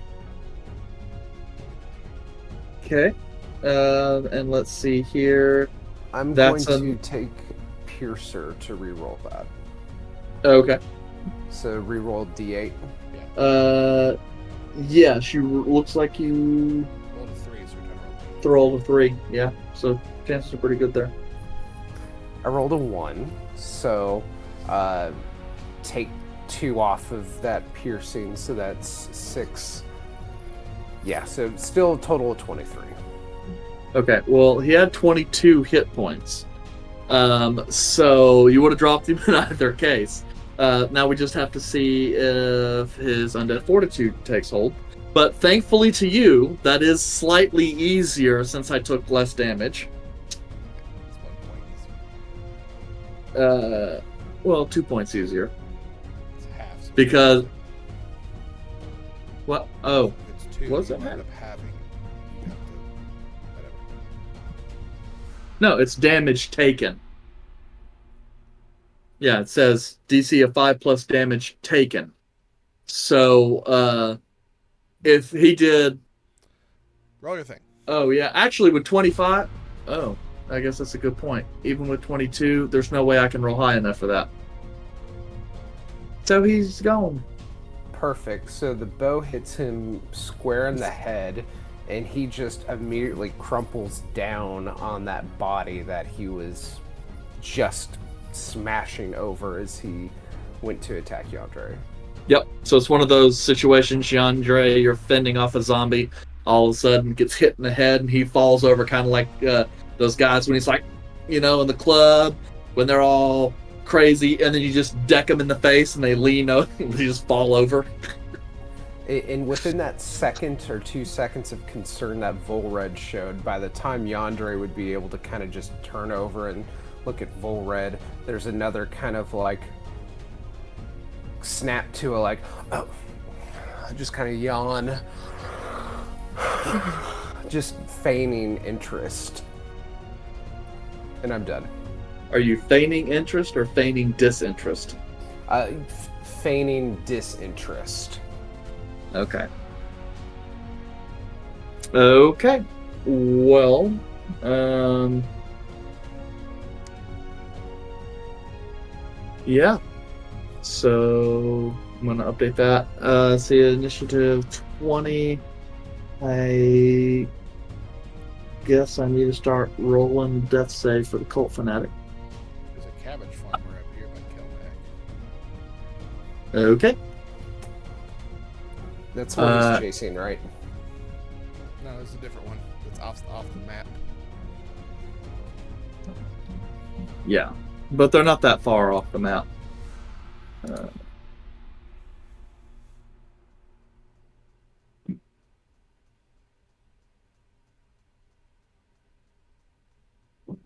Double checking this quite quick. Let's see. With that, because I rolled a natural 20 on the death save for the fanatic. Boo.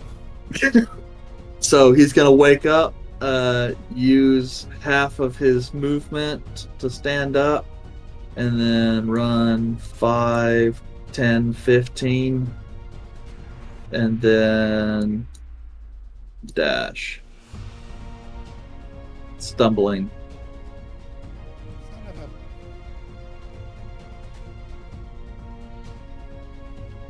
Yep.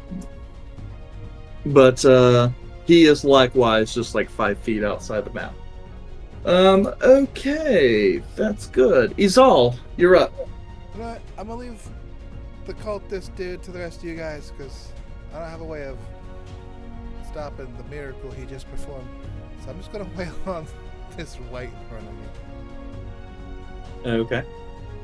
I know I have advantage on the first attack, but I kind of want advantage on all of my attacks. So I'm going to still reckless.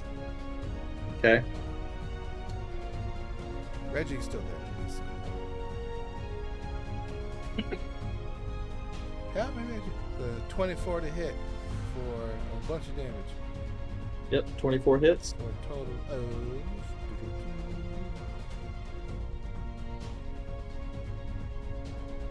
Add all this together. 19 plus 3, 18 for 21 points of damage, including magical radiant damage. All right, solid hit.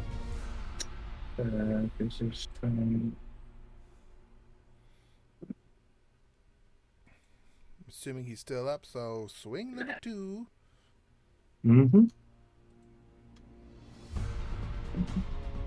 For a 22. 22 will 9 hit. points of damage.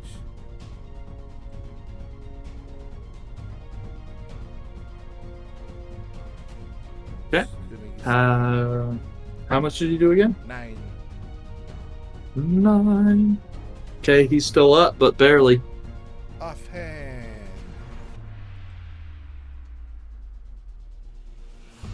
$23 to hit for 10 points of damage.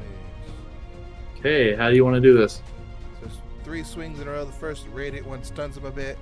The other one with the axe takes off his left arm at the elbow, and then the third one just takes off the head with another spin, takes that down. Like, whew.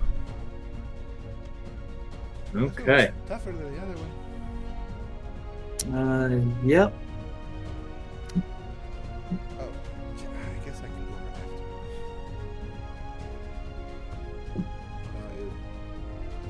after. I'll go chase him down around this way. 5, 10, 15, 20, 25, 30, 35. He's still too far away from me, but that's how far I can run to chase him down. Yeah, but he's only 5 more feet, so he's 15 feet ahead of you. Coward. And let's see. And that white you just dropped was actually the next guy in the initiative, which means Caleb and Yandre's turn is now.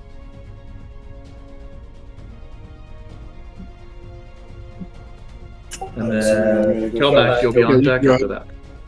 Is there anybody left? Um, Two that are running. A zombie. just, yeah. Cabbage Man and the other white that Kelmac is chasing. Okay, well, I don't see them. They're top right. They're not on the map. They're off. They're both off the map. No, so the only one left is a fanatic that Izal's chasing down, and then the white that's currently in fisticuffs with Kelmac. There's one up in the cabbage field right by Kelmac. Which one's closer? To you, it would be the white facing up with Kelmac. And it's Cool. 10 feet past that.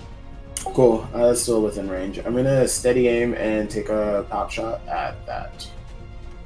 Okay. That white. Doesn't mean I'm gonna hit though. I believe in you. With the power of friendship. No, and not the power of friendship. crossbows. The power of great swords, crossbows, and This gun I This found. 16. 16 is a hit. Nice. And Kelmac is not 5 feet within range, but I had advantage, so I think I still get the sneak Yes. attack. I'm in range. Yeah. I'm in melee. Either way. It doesn't look like I'm in melee because it's off screen. But yes, they're in, 10 they to- are. So 10 points of damage. Yup. Okay. And I use my bonus action to steady aim, so that will be it for me. Okay. Caleb. All right, so he just came back from the dead, correct? Unconscious. He was dying. He But- came back from the dead. Yeah, as you know, necromancer cultists are known to do. Yes. This whole time, Maylord's just kind of standing in the middle of the. Yes, this looks like as though it might have been a wonderful little hamlet at one point in time. Yeah. Now it's full of dead people. The vegetables are still good.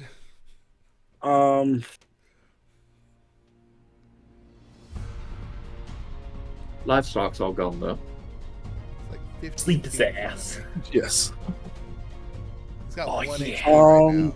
He's just First level sleep. Just I don't have sleep anymore. you don't have sleep. this is the Well, he only has it, he person just it has to would've been prepare good it. against. It's almost useless at this level. Nah, Except for the one human guy with 1 HP. with 1 HP. All right, so I'm going to Just do hit it. Yeah, Mind just Sliver. end it. Yeah, I'm Mind just gonna do Sliver. Mind Sliver. Okay, and that's Until 16. I might pass that. The cultists are probably coolest. Charisma or wisdom. Well, this could be a warlock or a cleric. One of the two. Smart people aren't cultists.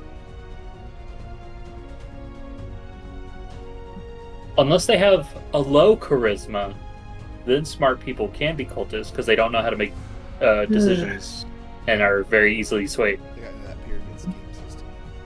Yeah, right. Intel gets no bonus. like they know it's a pyramid scheme, but they're like, 16. Fuck you. Sucks. Ah, So he's just running away like, ah, fuck. But keeps running. Really at that point. Anything else, Cal? That ends my turn. Okie dokie. Right. Batman. Caleb roll handle animal check. Yeah, I randomly clicked the wrong button. I was like, what? Kelmac. Animal 4. Alright. First attack. Does a 13 hit? 13 is a miss. Okay. Second attack.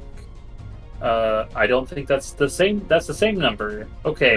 That is the okay, same that's number. the same number. All right, let's do it again. Okay, much Go better. back. Dirty 20. Dirty 20. Good roll. Good roll. Yeah, it's like, Kelback, if you want a better result, you're gonna have to put forth some more effort. Listen, it's Not a white. the same. It doesn't move like a person. Okay. The definition of madness, trying the same thing over and over and expecting a different result. But you got there in the end. 11. 11.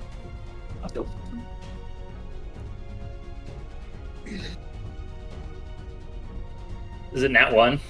Yes. Yes! My third fucking nat 1 of this combo. What the hell? You should use Oh. focus that lets you reroll saves. No. It's not even that guy. He's attacking a white. Fuck. And I got one critical, and Yandere stole it. So. Okay, so... Oh well, that was Thanks, kind of part of the Yandere. point. So 10 feet to the edge, and then 5... Oh, no. Wrong button. 5, 10, 15, 20... Is this handle, like... Is it just a handle, like you would strap a horse or ox to turn the mill? I mean, it's a handle.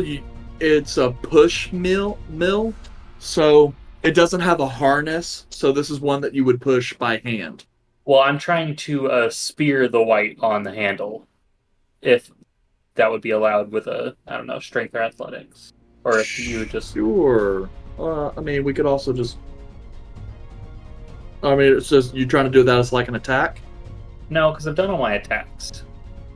That's what I would like to do. If that is not doable, then that's fine. I'll Sure. just wait Roll till me my next another athletics.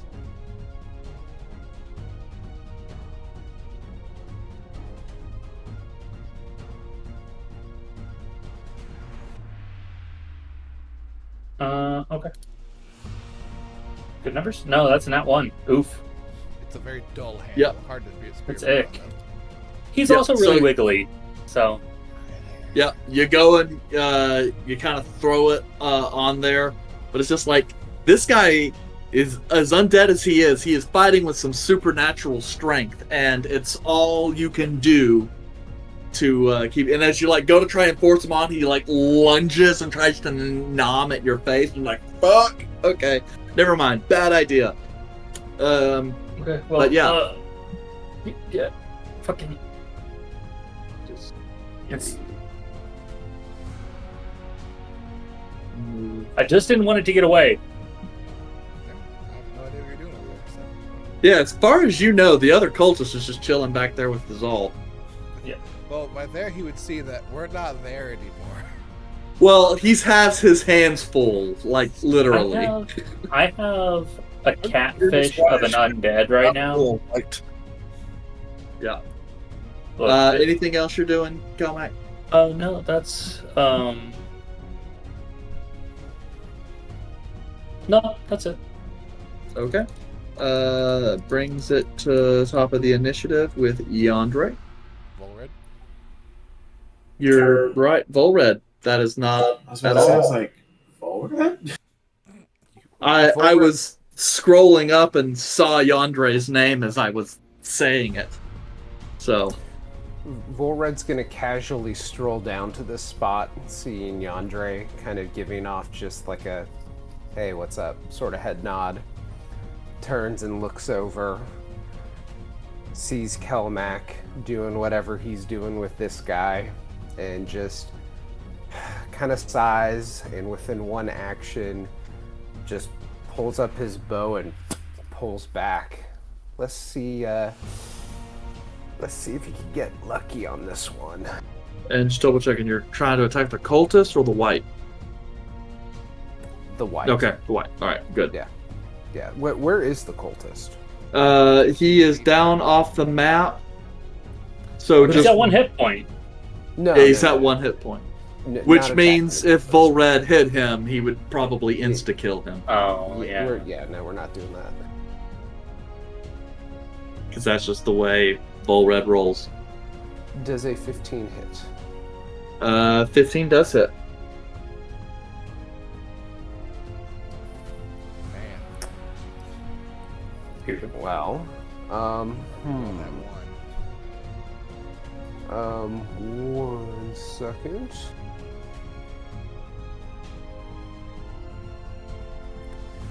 Yeah, we're gonna do that. If at all the things, that's the one you should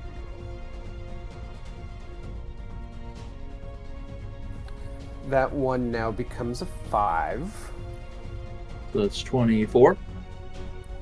Yes. How do you want to do this? With the casual quick aim and flick of the wrist. 360 no scope. Yeah, 360 no scope. One leg kind of just like tucked up like behind the other, just sort of like pivoting. It's unnecessary. Yeah, and not even looking. Like Vorad is looking upwards while doing this. No, Vorad's just chill. He just kind of like in that single action, just like walked around the corner, side, and did kind of like a quick like, and the arrow pierces straight through the neck, and the guy just. Yep. Sorry, Kelmac, you're dealing with this dude, and suddenly there's a splatter of bodily fluid in your face, and all resistance and fight out of your captive ceases. That's Then- one more for Volred's kill count. Vorad looking around, surveying the scene, and not seeing really any more threats, pulls out his flask and just takes a nice little sippy sip. 4 of them, to be precise. Volred is such a KSer. No, that's fine. I'm totally okay with that. Yeah. I was just trying to keep the white from running away. And the surefire way of keeping it from running away is dead. Kind of makes me wonder why you didn't just attack it. I mean, you tried. It's not scale render. You know, the mace doesn't exactly compare. Okay. Anything else, Volred? No. How about to chase this cultist through the forest? Yes. On initiative 20, the cult fanatic is just gonna and just try and run and outrun the dwarf. Which is actually your turn now, Izal. So Just this sprint guy 60 is feet now. away now? So okay. Yes, 60 plus the 15 he was already ahead of you. So he's plus 75. feet. Ah, shit. I'll run forward 35 feet. Pull out a javelin and just chuck it right at the back of him. 'Cause where do you think you're going? Hmm. Okay. Throw it at him.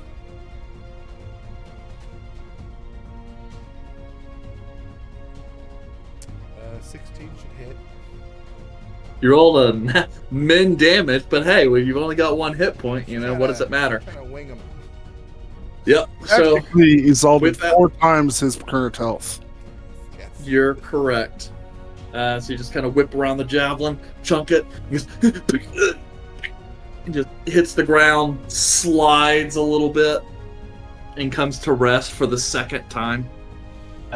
All I can see is him just comically sliding because all the grass is wet.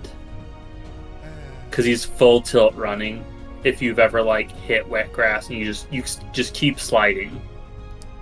Well, I moved 35 feet closer, and that's all I could move. I got him. He's gonna die soon, so I'm gonna go take care of that. Good shot. Thank you. Tie his legs, I guess. I'm gonna check the houses What? I'm just walking away. and just if I can if I see her and she can see me, I'm just gonna just There's a house at the lid. What? and I will go. I don't know if we want to drop out of initiative or not. Yeah, we'll go ahead and drop out of initiative in this case. We'll go ahead and take our 15-minute break. Yeah, And go then break. we will Your get guest to the today. interrogations when we return. Yes. Bye.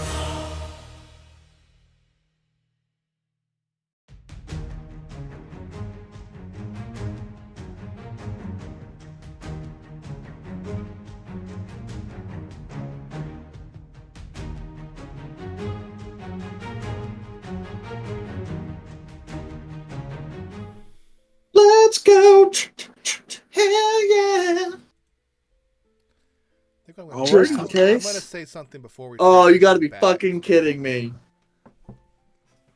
Another natural 20. Uh, so, he's all. He gets up again. I was like, "Fuck Yeah, you!" you approach and you see him go, oh, you're like, fuck, no, no, no, no, no, no. You just grab hold of the javelin and force it down a little bit more. Twist. Stay down. Oh, that is so good. Bringing him back Oh, in, it's like, so good. He's very death resistant. It's like hitting I his know, and head. he's just a regular cult fanatic, you know, who worships a god of undeath. So somehow it's thematically awesome, right? But yes, so he goes down, and this time he fails his next death saving throw. So there's a brief moment where you're holding it, you're waiting for him to come back, and you just see the pool of blood get a little wider. You're like, ooh, okay, never mind. This might be it, guys. And stabilize him where he's unconscious, but stable. Yes. Which I believe.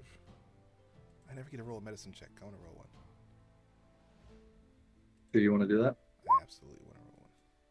That's a 3. So instead, I'm just going to use part of my med kit to do it without having to worry about that. Yep.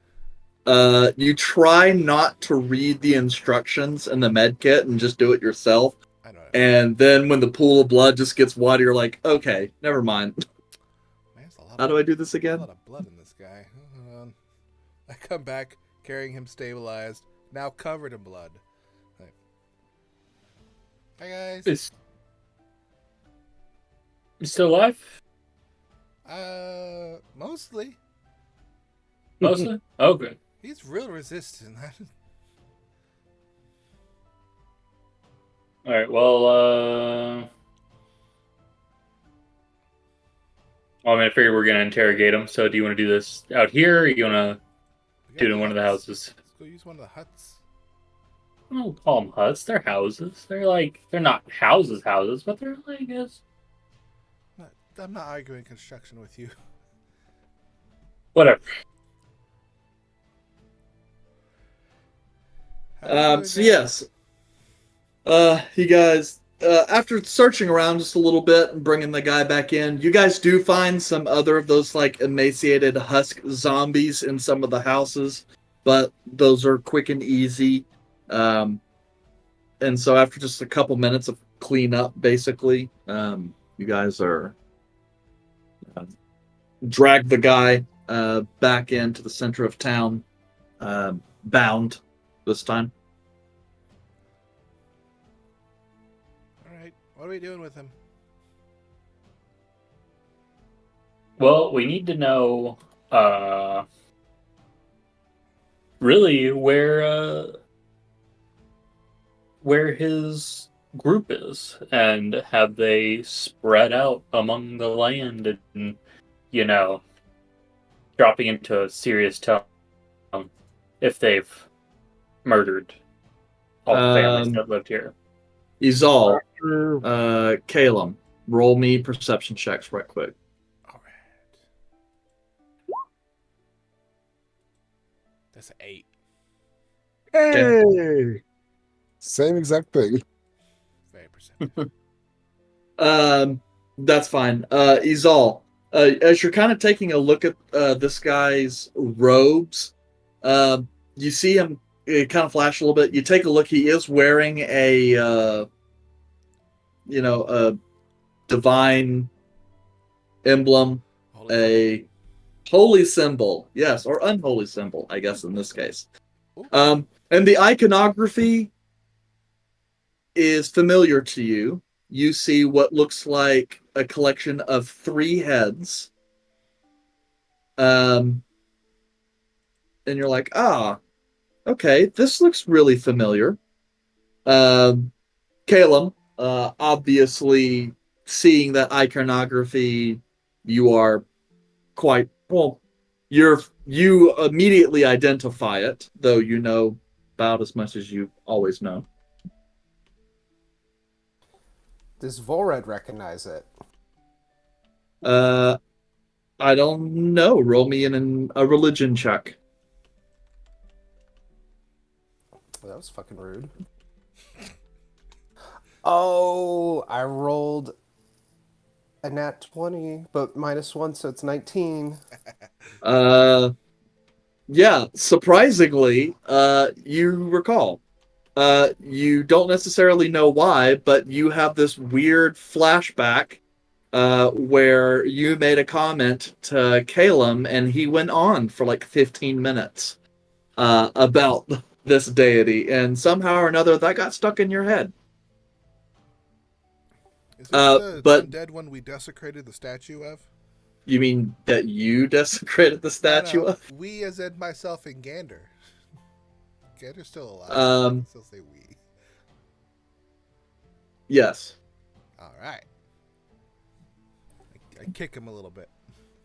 Yeah, Does this so bring back any memories of Volred with that sorceress bitch who killed him? yes, you can actually recall in that place there was a shrine dedicated to Oneirul, who is one of the dark gods of the Akari pantheon, specifically the god of pestilence, poison, decay, and undeath. Um, the one of the servants of which is the one that caused your demise. And the shrine is one that Izal desecrated. I'd do it again. Gander would do it again It's in a done. heartbeat. Well, Gander is famous for shitting in beds, so Cool shit in your bed if you We're go all small. about desecration up north. Volred gets a sense of fluster and anxiety and kind of thinks for a second, his mind racing, and says, I'm going to keep a watch on outside in case someone comes, and just walks out the door. yeah. Bye, That Volred. was All weird. right, just get some air. I don't think I've ever Take a seen second. red. You walk outside and it smells just as bad. The fetid heap. But yep, the guy's still passed out, but you do notice that he is a cultist of that particular religion. He's stabilized, right? But he's not at 1. Or is Right. that's stabilization? I stabilized. Yeah, he's stabilized. He's just still unconscious. You imagine, depending on, I mean, he's shown remarkable constitution and healing ability so far. If that keeps up, still, I mean, it could be a number of hours before he awakes naturally. Who knows? All right. Well, I'll go ahead and just pump like a point of lay on hands Wake him to. back up. Yep. I'm going to I cast would've- Detect Thoughts. And I would have removed his holy symbol off of him, knowing that religious people use those as focuses.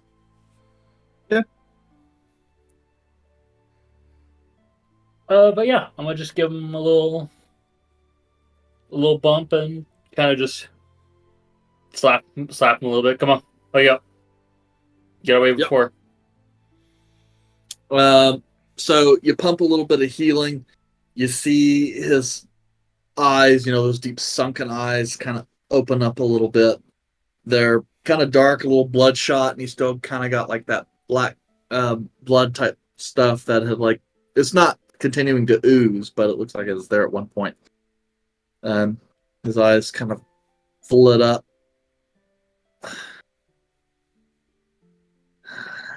Good morning. As we're all standing above him. Like 4. I know, but it's like a greeting. Oh, hello? Good afternoon, good evening. I could have used a line. Let's get out of the questions. So, how's it going?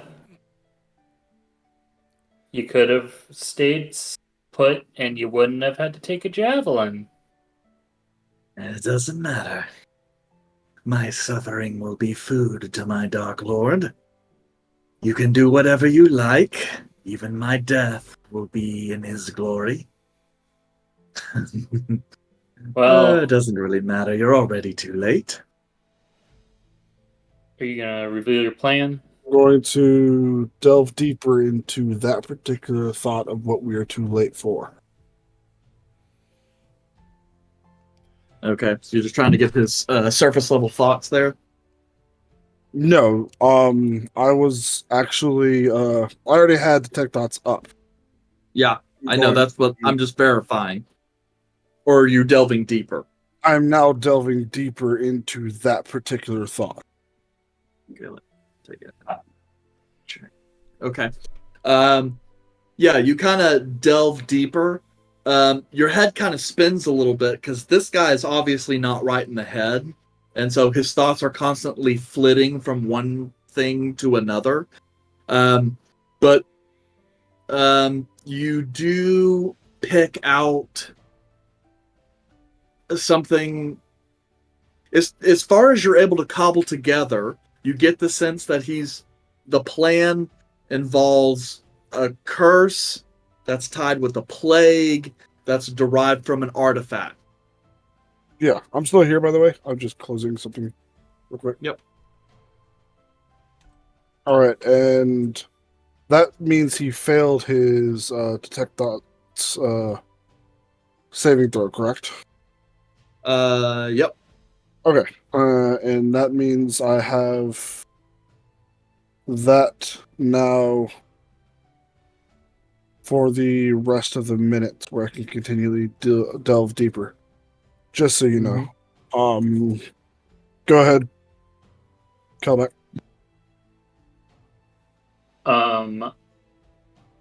So I'm assuming you're gonna gloat about your magnificent lord's plan on what they have in store for all of us mere mortals. Very just like nonchalantly, just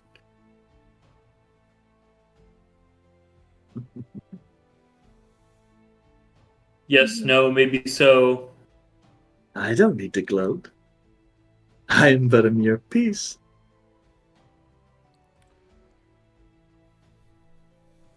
Does Caleb know anything about an artifact that he would be thinking about? No.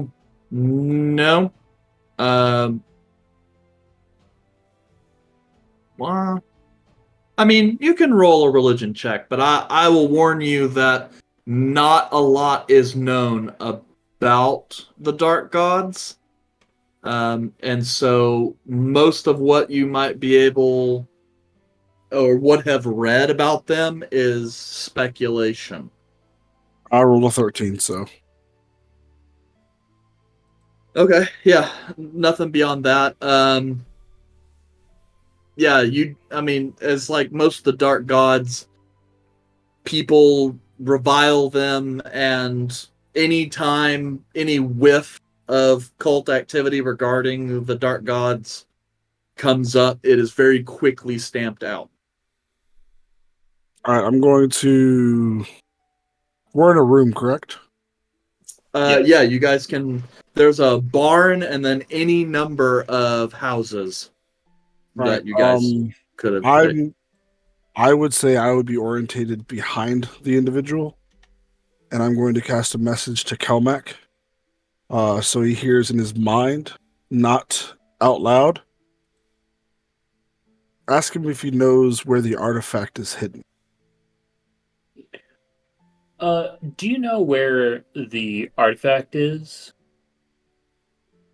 And what is Just his? so we can foolishly go and try to get it before your master enacts their plan and turns us all into pieces.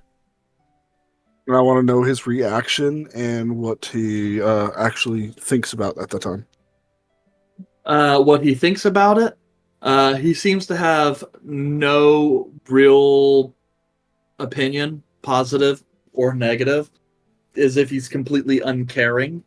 You get the sense that, like, that kind of stuff is above his pay grade. You do, however, as he's going through, he's like, ah, yes, ha ha ha.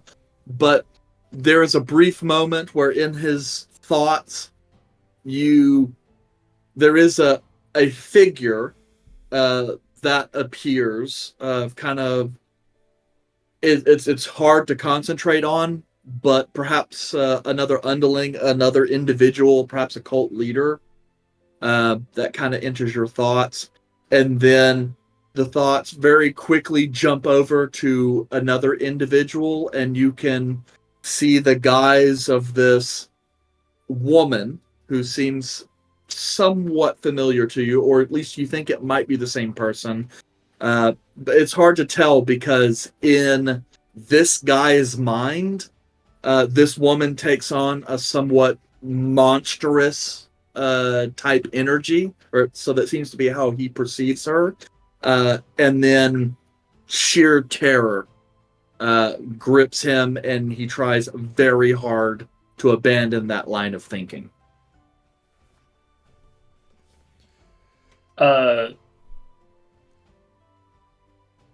Just with a passive insight, do I recognize him kind of like because I'm sure he has like a mocking kind of like nothing we do will affect him, but all of a sudden he like gets like his breath catches for a second, or his eyes like get big for just a second. Yeah, from what you can tell, because I mean, you have seen people in this kind of state. You've fought cultists before, lesser cultists. You guys have done some work trying to stamp out some of the cults of the Iron Prince Dissipator, which for whatever reason seems to be like a real big deal to the Hands of the Golden Forge. You don't really know why, but it's in the Chronicles, so Hobby. it's a hobby. Yes, then it's just become a thing. Like they don't even post it anymore. If a cult pops up, they're just like, "Here you go, guys." They're like around here, and then a whole subjugation force gets sent. But and this guy, and it's obvious to you, and pretty much obvious to anyone else here. This guy's got some madness is creeping in this guy's head. He's not right in the head. He seems to a certain degree lack the ability to recognize larger consequences and threads and situations as they relate to one another. Am I able to get a clear picture of what this individual he is afraid of looks like? No. Again, because in his mind, this figure takes on such a monstrous appearance to him that overshadow that is the mental image he conjures when he thinks about this person. So I'm able to see what he actually thinks about. Well, the reason why I'm asking is because I have Phantasmal Force. I can create an illusion. There is enough in that from what you said that you can get a sense if you wanted to go that route.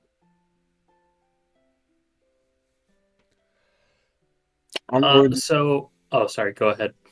I'm going to create a Phantasmal Force in front of him, next to Calmac, of this individual. Okay. To try and scare him into giving us more information if possible. Yes, that is intelligence save. That is an intelligence 16. Yeah. Which he's actually, I'm going to rule he's going to make that a disadvantage because he's mad and terrified. So yes, you guys watch as this sort of, it's odd. It's kind of like you would imagine like tiefling devil meets smoke demon woman, but it's all odd and kind of impressionistic. So for you, it's like, okay, this clearly has an unreal quality about it. But this fanatic, when he sees it, you see his eyes go wide, his skin go even paler than it is, and he just start staring and screaming. I'll just can't cover his mouth and just kind That's of it. just, all right, all right, all right. Nope, and he just keeps screaming and screaming and screaming and screaming. No, see, they're here now, so like you're gonna go, I don't know, to whatever they promised you. Clearly, like I'm going whatever. to say, after Kelmac puts his hand over his face, I'm going to get up next to him and say, I can make her go away. Just tell us what we want to know. Where were you going, buddy? Where were you running to? Because clearly you and the white were going two different directions. So did y'all? I'm assuming y'all. If you want me to. Huh? And I can do a persuasion for that role if you want me to. It doesn't matter. This guy is so terrified he passes out. Oh man, just woke him up. He took psychic damage. Actually, He passed out. I didn't actually make it deal damage. I know you didn't, but this guy's that terrified. And you start seeing blood trickle out of his eyes and mouth. Hmm. I'm going to look at him and say, that wasn't me. Well, it was you. Anyone want to stabilize him, or I'll more of a I'll stabilize him. non-bleeding wound I can stabilize? You gonna pump one more into him? Yeah, I'll pump one more. You know what? Can I do it? Can I do it? And I'm actually going to drop the spell now, seeing as the effect that it had. Yeah. And now I can have that. Just as a taking bonus. creative liberties there, because this guy's mad, so. He's that terrified. Well, that didn't go very well. What did we learn? Not a lot. You know what?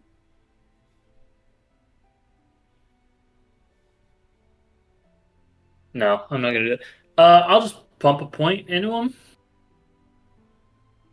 Okay. Kind of wake him back up. Yep. You kind of wake him back up. His head's just kind of bobbling. His stare is vacant, and he's mumbling to himself Well, he's Do you really have incoherently. calm emotions? You probably could. Never mind. I don't have calm emotions. Oh, beans.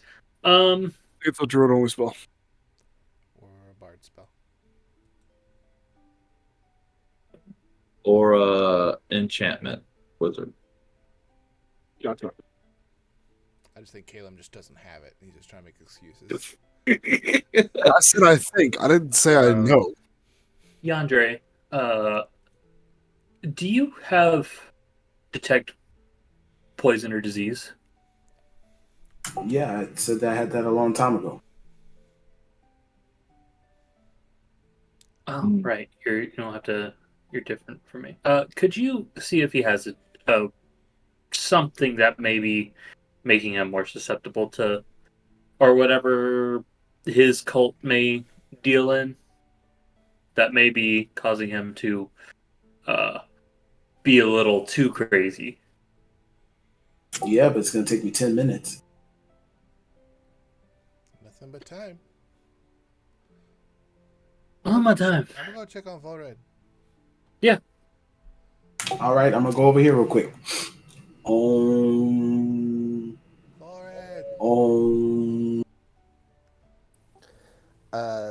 Assuming Azal walks outside, sees Volred kind of just slumped over, sitting on the ground, back to the building that Azal came out of, just kind of sitting there, startled at first by Azal's sudden appearance, and then kind of, looks over as, oh, hi Azal. Clearly, Volred's a little off right now. Spaced out, kind of. let you go on like a walk? You're just kind of hanging out? Oh, I came outside to stand guard. There has to be more of these cultists around. I didn't want someone to come up on us unannounced. That's a good point. You feeling okay? You don't normally space out like that unless you're, going through stuff. Truth be told, I think I know what's going on here, but I needed some time to mentally walk myself through it, if that makes sense. Need some space. Yeah, this was a space moment. I'm ready to go back inside.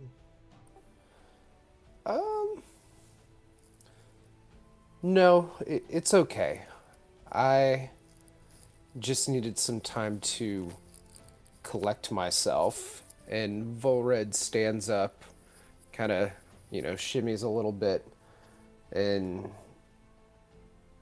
indicates I'm ready to come back in. Alright, well, that guy went kind of crazy and passed himself out. Don't know what we're going to get out of him. That's fair. While we wait for him to regain consciousness, I think I can maybe give some insight to what we're dealing with. Saying this as like walking in. Don't I? I will also follow in about it. Thinking about what he said with keeping watch, I'll watch the party on the inside, but also kind of keep an eye out on the outside of the door. Like a bouncer. That's a good point. Hell of a bouncer. Yep. So you guys return as Yandres and mid ritual. Yes. So I go up to Calum and say, Calum, did you recognize specifically that, what is it, emblem? I swing the amulet I have. This thing. Uh-huh. Yes, I did. Do you recognize where we saw that last?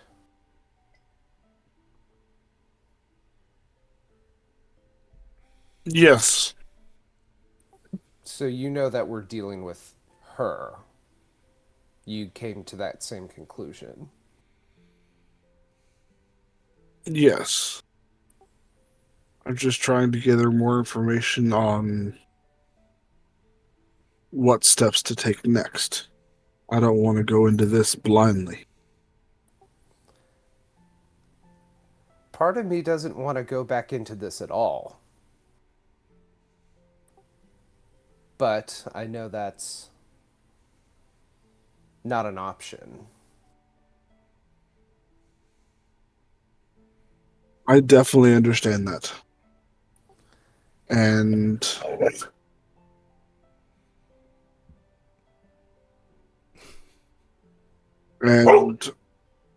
I got it.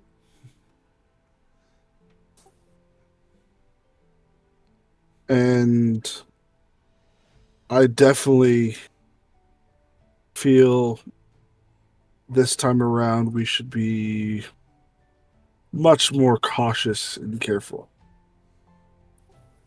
Agreed. Before seeing the symbol, thought that this could have been her working. And I look over at Kelmac and mention earlier you had asked me, I can't remember the phrasing, but Kelmac had made that comment of like, what's going on? You good? Like, what, like, I forget what it was. She's like, Anyways. you had some stuff going on. There's a little bit of something stressed you out. It's fine. People got stuff. Yeah, well, particularly, the necromancer we're bound to face is the one that killed me.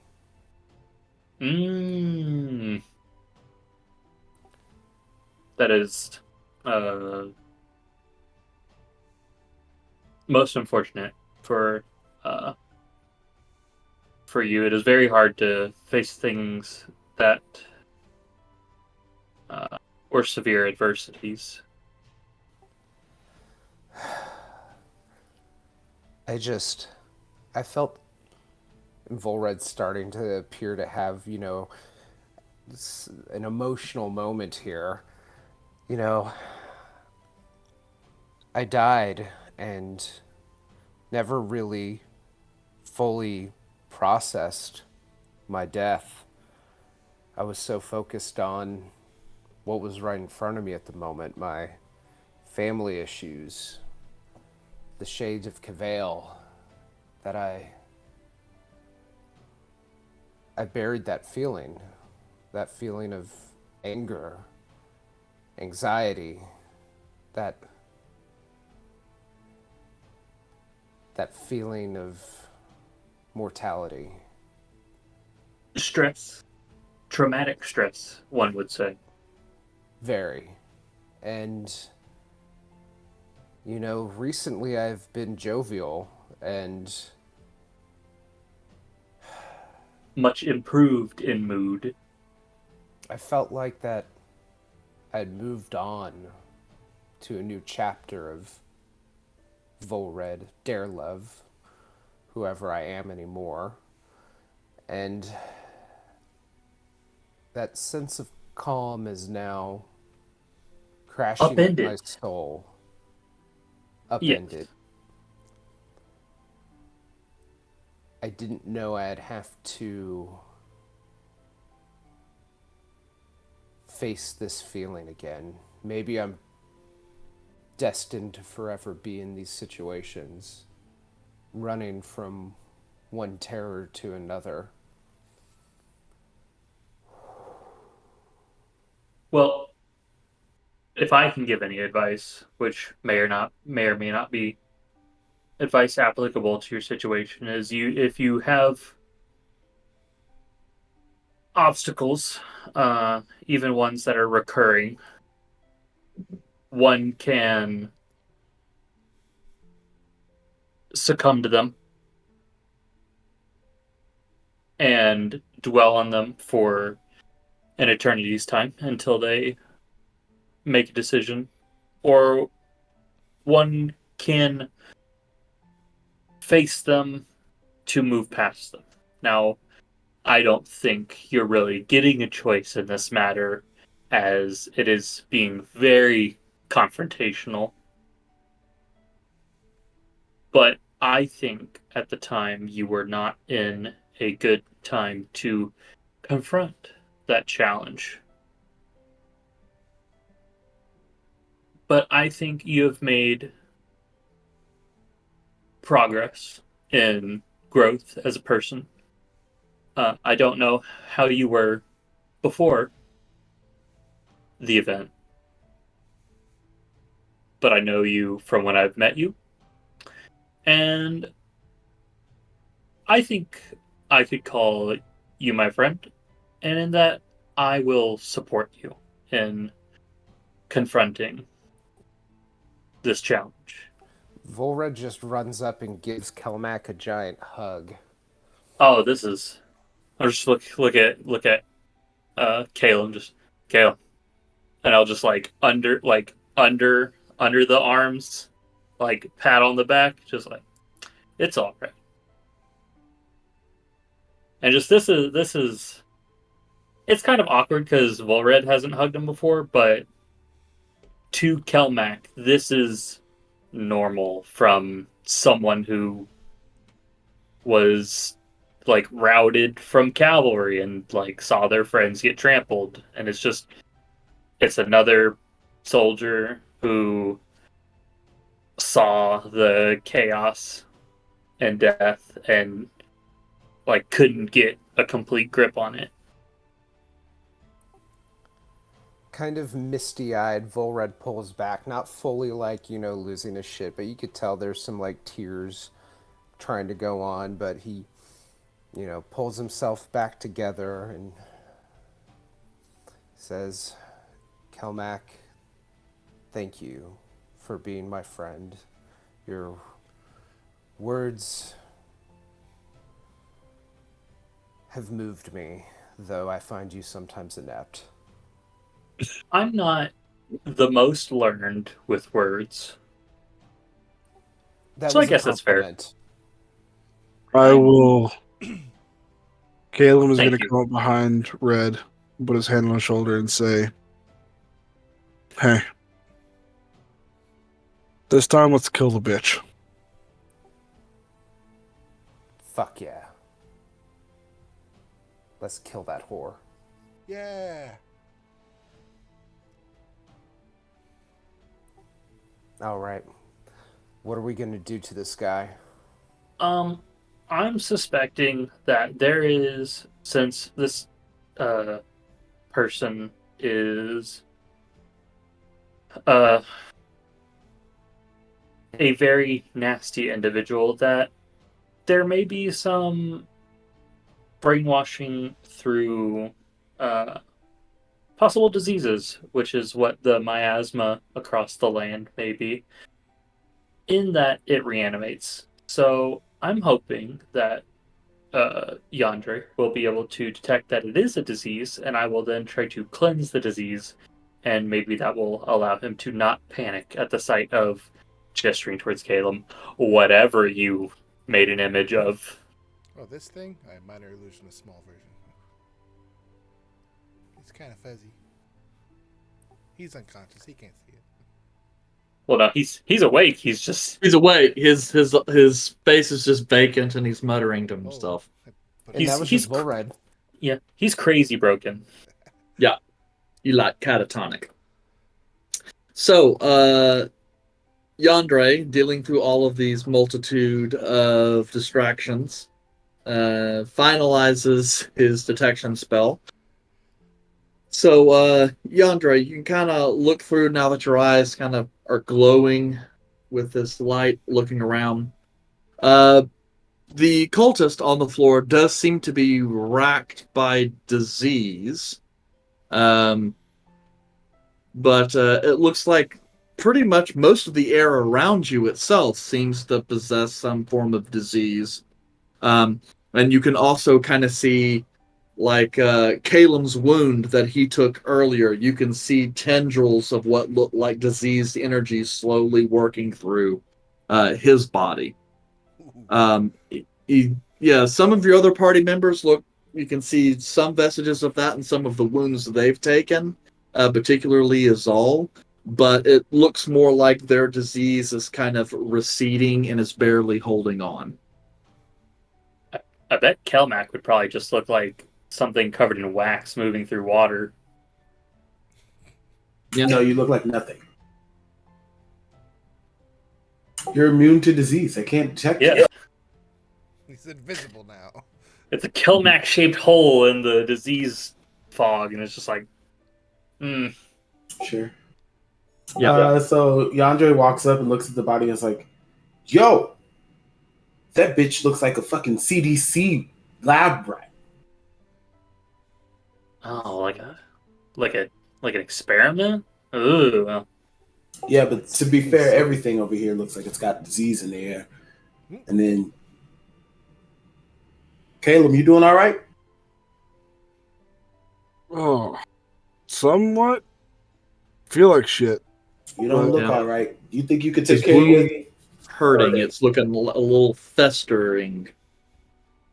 all right. Well, let me. Hold on. Caleb is important first. Caleb first, Yeah. then you deal with homeboy over here. Yeah, no, Caleb, yeah. what? What you gonna do?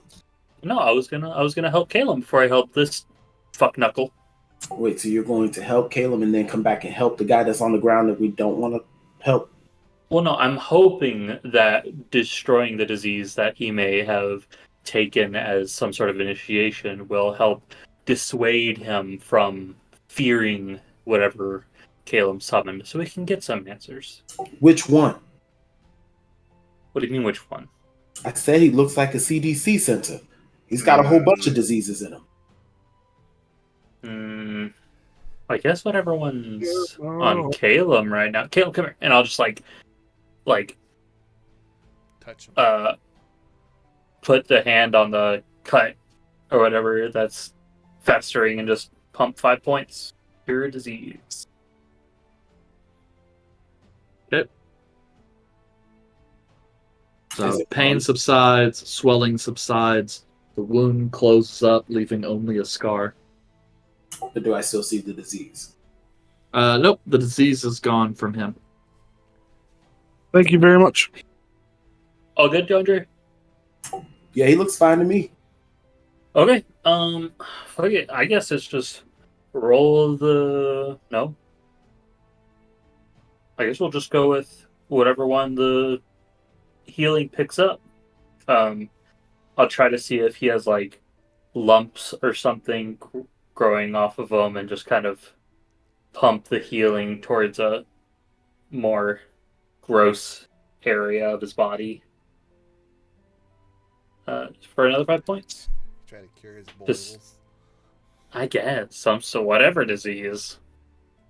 Maybe whatever's making him cry black. Hepatitis. Maybe that's just the influence of the dark god, but I'm just the DM. What do I know? He needs Jesus. Uh, That's what he needs. So you're gonna pump 5 points into the cultist and heal one of his many diseases. Yeah, sure. That's Uh, some more health. Hold on, DM. When I cast that spell, it says I can also identify the kind of poison, poisonous creature, or disease in each case. Can I see whichever disease was impacting Calum and see if that's on the same guy? Yes. You don't necessarily have a name for it, but they do look distinct enough from each other that you could recognize them again. But yes, the one that Calum had is in this guy, and the guy seems to have about 3 other diseases.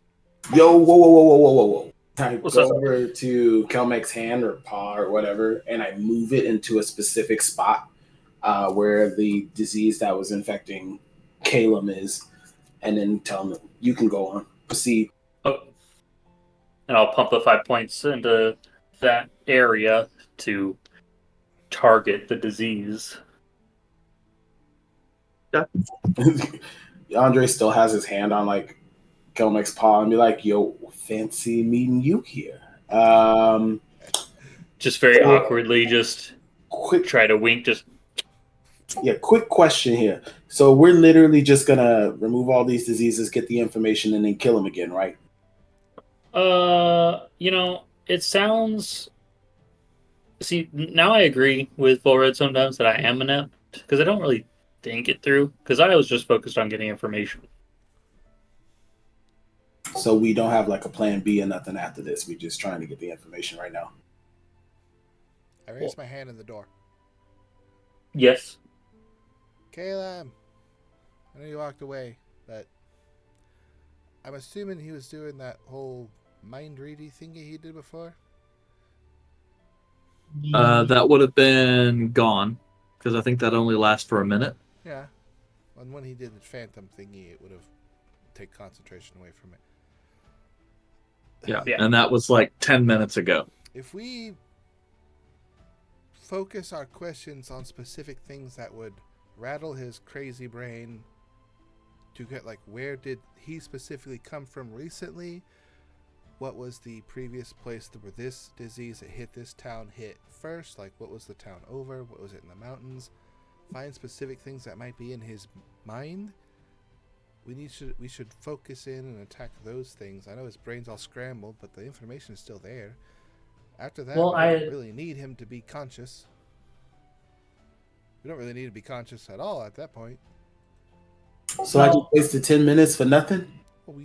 Well, found Kalen was disease ridden. Which definitely helps. I mean, he's got a couple of other diseases, but that was the one that like we were focusing on. Whoa. How's your blood sugar, Kalen? Much better. Want some mayonnaise? Removes diabetes. Just Can it remove type 2 diabetes? it is a disease, so I don't know. More like an affliction. Well, I'd planned to ask them where they came from before the Caleb's little image popped up and scared him to death. Well, I mean, you don't have to delve in. Well, we deep. can If now his- use that as a threat if his to. brain's all scrambled up or he's not too coherent, the first thing that pops into his head should be something relative to it. We're just trying to find a clue to the next step. You're not going to I find out guess- what ancient ruins he delved in or where he came from, but you might find out the last town he was in was X. This city had this issue. He came to the city this many days ago, that kind of thing. All that information's helpful that we don't have to delve too deep into. And it doesn't have to be coherent for it. Alright. Do you want me to do the healing still? Just to try to see if that'll clear him up a little? Or not? Oh, is there a madness one? There was one that was infecting Caleb from the white, so I think maybe that's like Well, a death curse type thing. Well, the alderman and them in the other town didn't say they died of like madness. They died of an illness, so it's not exactly blocking their mental state. They can be diseased and still answer questions. I figured it might have been like a rite of initiation or some type. I think it's just this mist in the air is cursed. Yes, I would agree. So, Kayla, if you wanted to do the whole mental thingy again, we could just start one after another asking questions and just see if anything pops up. I'm down for it. Okay, well, I'm gonna just So try to like. He is conscious. He's just kind of all over the place. Yeah, he's crazy farm awake. Hey buddy, where did you come from before here? Be short, simple questions. You got to rapid fire them. Get that brain churning. How long? How long were you here? And you're casting Detect Thoughts again, Caleb? That is correct. Okay, so you cast it. Surface thoughts. Basically, it is just thinking of fear of the woman whose visage was shown to him.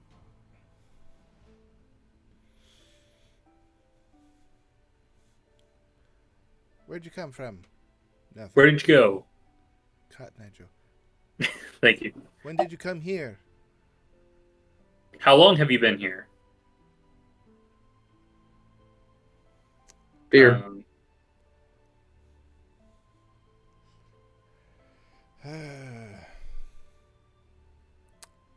It's a curse in the mountains. Anything in the mountains. Are you going to the mountains? Where did the fog come from? I'm going to delve deeper. Okay. You're gonna push deeper. Let's see. See his wisdom say, which I mean penalty to that, not the case. So he fails. And so his emotional state is complete shock. And the only thing really looming in his mind at the moment is the figure. And he seems to be just going over in his mind in all the ways and how terrifying she is. And basically just saying that she will kill him and that she can do things that are worse than death to him. And he's just going through all the myriad of ways that she can torture him. Anything, Galen? No, I'm going to get up beside him I think there ain't no coming back from this one. and say, if you want death to be farther away from her so she can't hurt you, tell us where we need to go.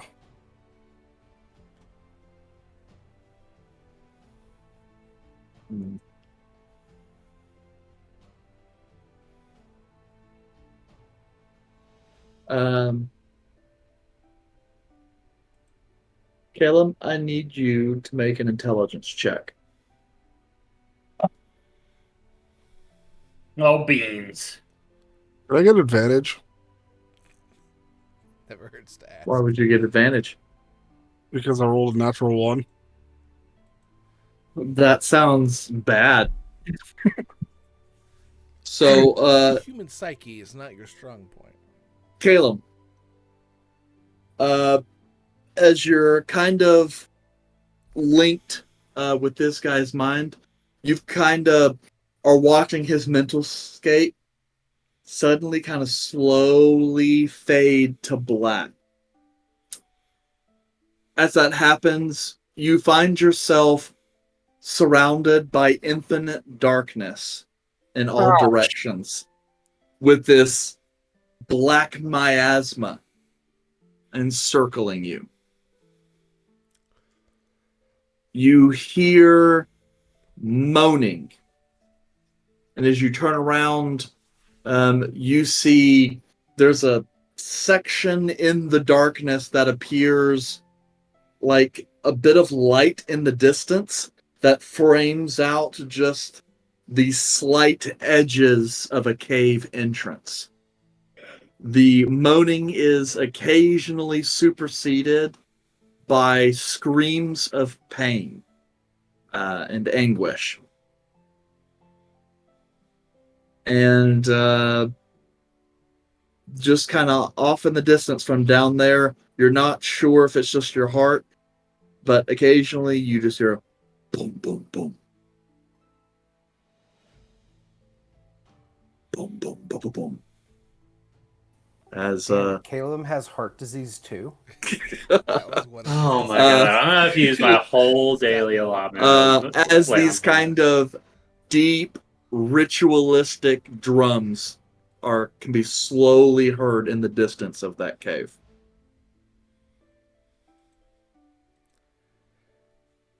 Is there a change in Caleb's exposure? Or is this instantaneously kind of an information? He has this look of confusion on his face. So I'm in this person's memory at the time, and I see this, correct? As far as you can tell.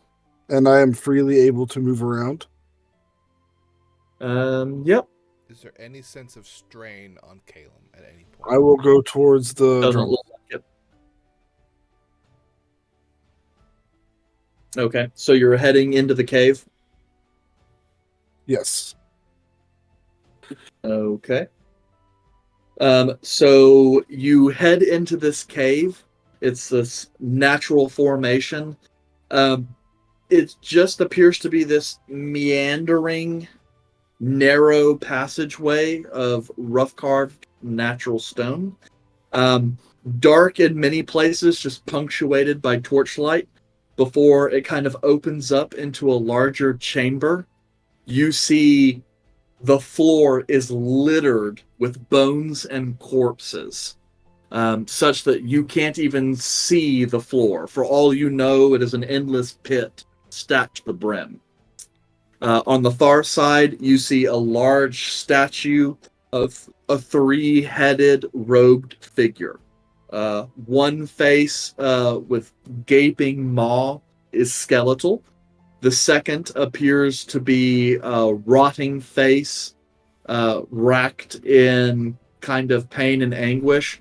The third appears to be a leprous, plagued face with boils and festering wounds that seems to be crying out for relief with no answer. In the center of the room, however, you see a pure kind of ashen white skull with two kind of jet black gemstones set into the eyes and ritual markings carved across the top of the skull that emanate this kind of sickly green light. Rolling off on occasion is this kind of miasma that comes off of it. And I need you to make me a wisdom saving throw. Still no Is signs this of magic? things on him. This part is actually not magic. Still no signs of distress on Caleb. Nope. He has this, but he appears focused. As Is it, the yeah, and you see his eyes kind of do like a rapid eye movement, kind of like a dream that he's focusing very intently on. I rolled an 8. Okay. An 8.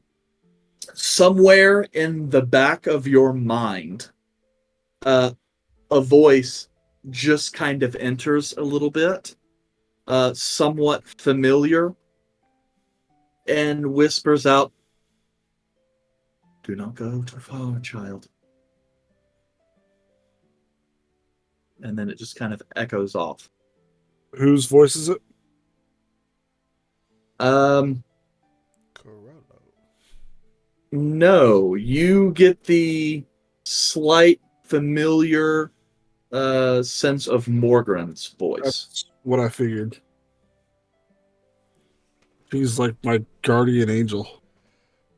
Yeah, considering Tried to she's a save goddess your of ass. death, darkness, and secrets, which is kind of weird. She's But yeah. upset she has to keep saving your ass.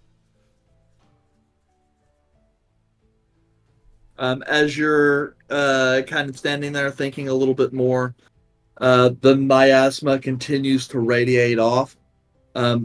You watch as some of the corpses in the pit start to writhe and twitch. And then one by one, they start standing up and kind of coming to attention. Do I recognize the location of the cavern at all? No. And how best to describe? Yeah, and there's a certain part about it that seems more surreal than real. Okay. I just got a warning from a death god to not continue further. So yeah, I'm going to try and pull away. Okay. Caleb stays within this fixed vision long enough to the point where you guys start looking at each other and is like, shit, because this is getting to the point where you guys have now started talking to him and he's not answering. So a little bit of panic is coming in until Caleb takes a deep breath and his eyes open up. And he's kind of blinking, letting his eyes adjust. It's all good, buddy? That was new. I just feel like I just got pulled into a dream spell.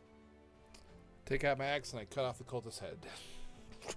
Okay, well, Yeah, it's always like, nope. that was my next step because we're kind of And then blood just out of things. everywhere, and Caleb was like, And I need all of you to make Constitution saving throws. That will be fine.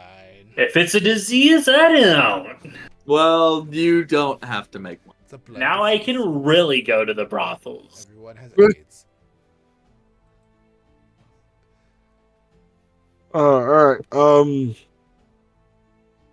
I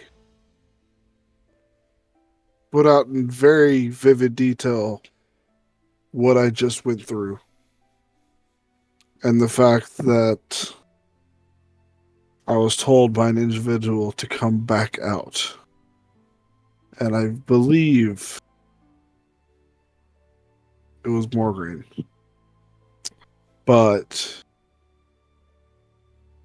I feel as though I need to reach out to her. Who? The goddess of death. One Well- of. One of the I goddesses. said of death. a goddess of death. Yeah, there's a couple of them. Can you, before you do that, can you give me a little reasoning on why that's a good idea? Well, she is the one who revived you. Oh, yeah, her, disassociated a lot of stuff. Yeah, And she's she cool. is. I don't know if I actually told you, considering this is during one of the times that you were disassociating, I think. I went into one of my rituals and got sucked in and actually died. Hmm. And she's the Dying. one. Oh, She's the one who actually pulled me out. that's what you mean. So you've died too. Who hasn't died here? Eh, Ezel, what? you I you have believe not I died, right? twice. Like Haven't I? recently, or what are we talking No, about? just at all, ever. Well, I can't raise my hand then. But yes. And she's the one who actually pulled me back from that as well as Malor. He was there. He and her both pulled me back from death. I'm gonna go up to Caleb. So kind of crouched down with now the decapitated body. Put my hands on your face. Stop fucking doing this. You're gonna die. Again, I guess. And I'll reach out my hand and I'll start pulling at nothing that's on my finger. And once I pull it off, it'll reappear as a ring on my finger. It's like, take this, you fucking idiot. And hopefully it'll help you. And I hand over my ring of mind shielding.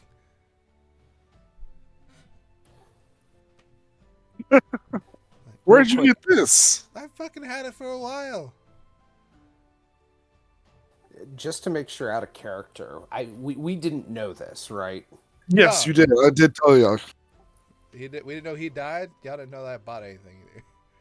Yeah, Well, no, y'all did know because Yandre said I smelled like death. Yeah, but we didn't And know that- Oh, Andre yet. told it you was that. mentioned, yeah, because you did that with Wolf, and so none of the party was present for that, and you just kind of said it nonchalantly. And Volred, or I guess Yandre's the only one that actually took you serious. Yeah, like, No, he just smelled like death. and Oh, then yeah, I told everybody the next day that I ended up one of my rituals ended up failing, and I ended up dying, and Malor ended up saving me. And I told you that he could have taken over my body because my soul was no longer in my body. And that's how I got you guys to trust Malor. That's right. Kind of forgot about that. Put on this ring. I've already put it on and equipped it. Like, it's on, it's in the equipment, taking an hour to attune. Now attune to that thing. Because as long as I can still see it, I know you're still not attuned to it.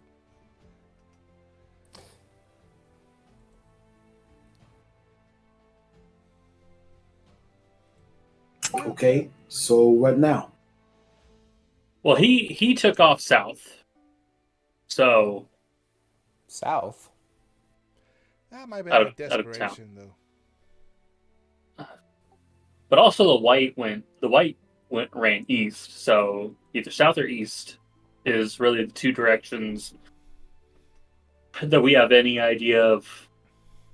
Someone was trying to go in that direction to get out of here. I could just been running away from the nearest source of danger. Could be.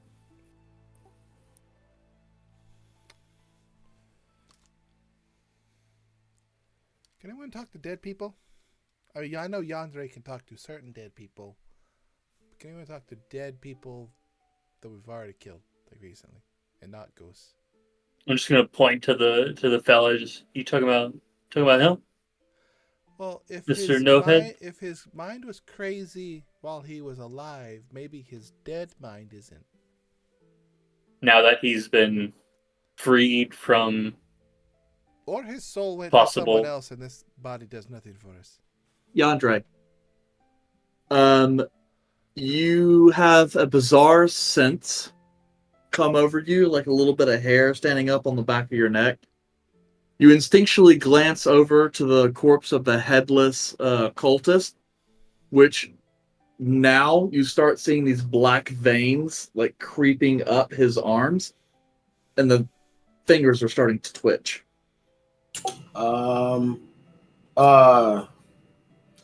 Look over there. What? Oh, that's not good. Yeah, fingers are twitching. Now legs are starting to twitch. I got it.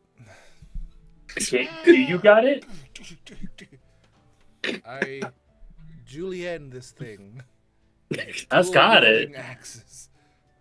Yep. Not And now this what I place would have gone smells for, but- absolutely disgusting. But yeah. we want to go outside. Did I see like anything with the air, disease in the air, having any impact on that body while it was moving? You did not, but I would say that tingly feeling is something that wasn't right. I guess it's kind of like a spidey sense, or I guess in this case a spooky sense that kind of lets you know something wasn't right. I think we need to burn the rest of these bodies. Well, that was I planned to do that at some, but now that you say it, I'll go start gathering them up. All right, come on. Didn't we already burn some of them? The fire. Yep. Not 12 and as Tangentially. as I'm leaving with these all, just not all the way, but they need to be like ash crispy. I mean, the other ones were melted with acid, so that's like liquid fire, right? I guess just as we debate what is acid. Spending a lot of fire. time talking and not a lot of time moving. We're doing this while we're hucking around corpses. Like, Still not moving fast enough. I'm sitting here, tuning to the ring. if it's a Look corpse, at Yandre and just chuck a body. can they animate a corpse like you animate an object? Like, I mean, what's the difference here? At what point does it go from one point to the other? Yes, you can. Cool. I have both of those spells. Huh? Volred I don't like someone, that too much. Volred being someone who is quick to move and able to make some fancy sort of moves and flail around, starts going into like boom mode, like just running around, grabbing stuff, chunking stuff. Yeah. I'm also going to point something out that you guys may or may not have forgotten. I know Volred wouldn't know this because he was dead at the time. But if you guys recall, when Volred died, he returned as a white and fought you guys. For those of you who was there. Oh, right. So I forgot about Izal and Kalem would know that when Volred died, he was white Volred. It's 'cause we're strong. Me out of character when you started twitching, I was like, oh, right, they come back. Mm. Yeah, I had honestly forgotten about that. Yep. Andre's looking around and is just like, yo, Volred's got the zoomies. What are you doing, Volred? Gather some wood to make a pyre, I guess. I got oil. I continue to flail around and just try to get all the bodies into one central location. Just dragging Volred wants this shit two done. of them. Okay, so I'm takes so- you guys a little bit of time, How but long- you guys go SeaTac style, and with y'all's strength, half an hour max, you believe all the bodies at least within the boundary of the hamlet together, and have started lighting pyres to burn away the bodies. Anyone want to say a prayer? Fuck that. Is this during the day or is this at night? At this point in time, you guys are, see, because with all the stuff you know, about 4 p.m. I would like to say some words. I'm not very religious, but it is. It does make me angry that these people were just trying to live and Are these in the few words you wanted to say? Or are these Yeah, because I'm trying to figure out how many words you're trying to say. Well, I think Aaron is just trying to explain the gist of We what know. he's trying to say. We know. And okay, no, Kelmac, like, Kelmac he's all explains said he a wants few to say a few words. words, but he's oh, and describing the Kelmac's words that- pulling and an he- Eric. he's- and is using more words. He's And describing then the few words he Sal why he wants is- these few words. Is saying, like, was that supposed to be a few words? I'm going to look at Kelmec. You might want to make this quick because we now have a smoke signal of where we are. I'm gonna myrtleize the people who decided to fuck up these people's lives. So I hope their souls go to good places and are with their families. I understand that, Dear but deaf I'm having gods, a hard time. dear deaf gods, whoever y'all are up in there, don't let these motherfuckers come back. Amen. I would say a prayer like, through death and life, we return you to the soil, to the one true end. Light him up. And Caleb, you got any particular deity you're gonna pray to? I'm going to pray to Morgan.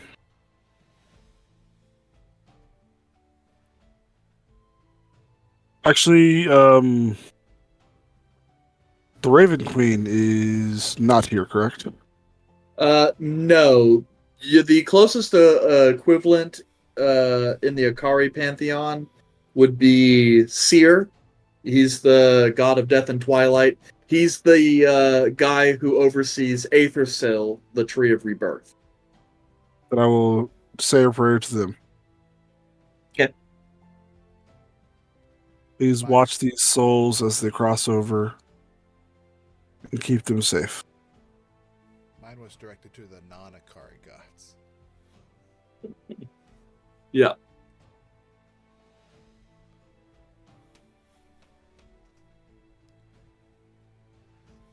Light them up. Yep. Oh, they're Light it lit. up. And Light 'em now, up, now up, say light 'em up, we should up. head out. Okay. Any particular direction? Where's the most traffic heading towards the mountains? There's a split, right?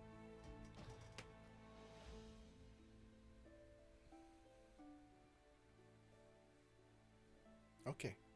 Damn. Let's head towards the mountains. Oh, was that for me? Yes.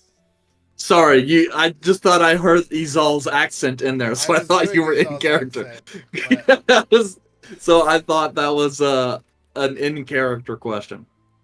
Yes, you guys are technically on the eastern end of the Fallow Hills. And so north is more hills and mountains and forest. It's also where the mines are supposed to be. so we head north.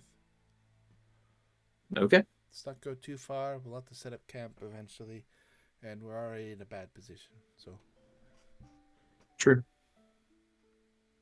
So let's see here. Who wants to roll a survival check? That's a negatory. Keandre, It's me. Just roll it. Yep. Yeah, 21. nice. Yep. So after a couple of hours traveling north, Yandere, the sun's beginning to set. You find a nice rocky outcropping on an elevated plateau, which gives you guys pretty good visibility surrounding. A perfect place to make camp for the evening. And just kind of keep an eye on the large plume of smoke that continues to burn over Blackthorn Hollow. Could I do a retcon of setting an alarm spell around the major thoroughfares before we leave? Yeah, sure. Just to see if somebody were to follow through and head that direction as we leave. Fair enough. So what is your watch order? I'll go first. Second. Who's third? Volred and Yandre to do the end caps to help with them. Sure. Sure. So Caleb goes third with Yandre and Volred with me. Sounds good to me. All right. That works out for me because lucky number 3 is lucky. So, Caleb. Are we using the dome, Caleb? The dome? Yes, always. Gotcha. Always set up the dome. Centered around Malor. Mm-hmm. Which Malor is just kind of sitting.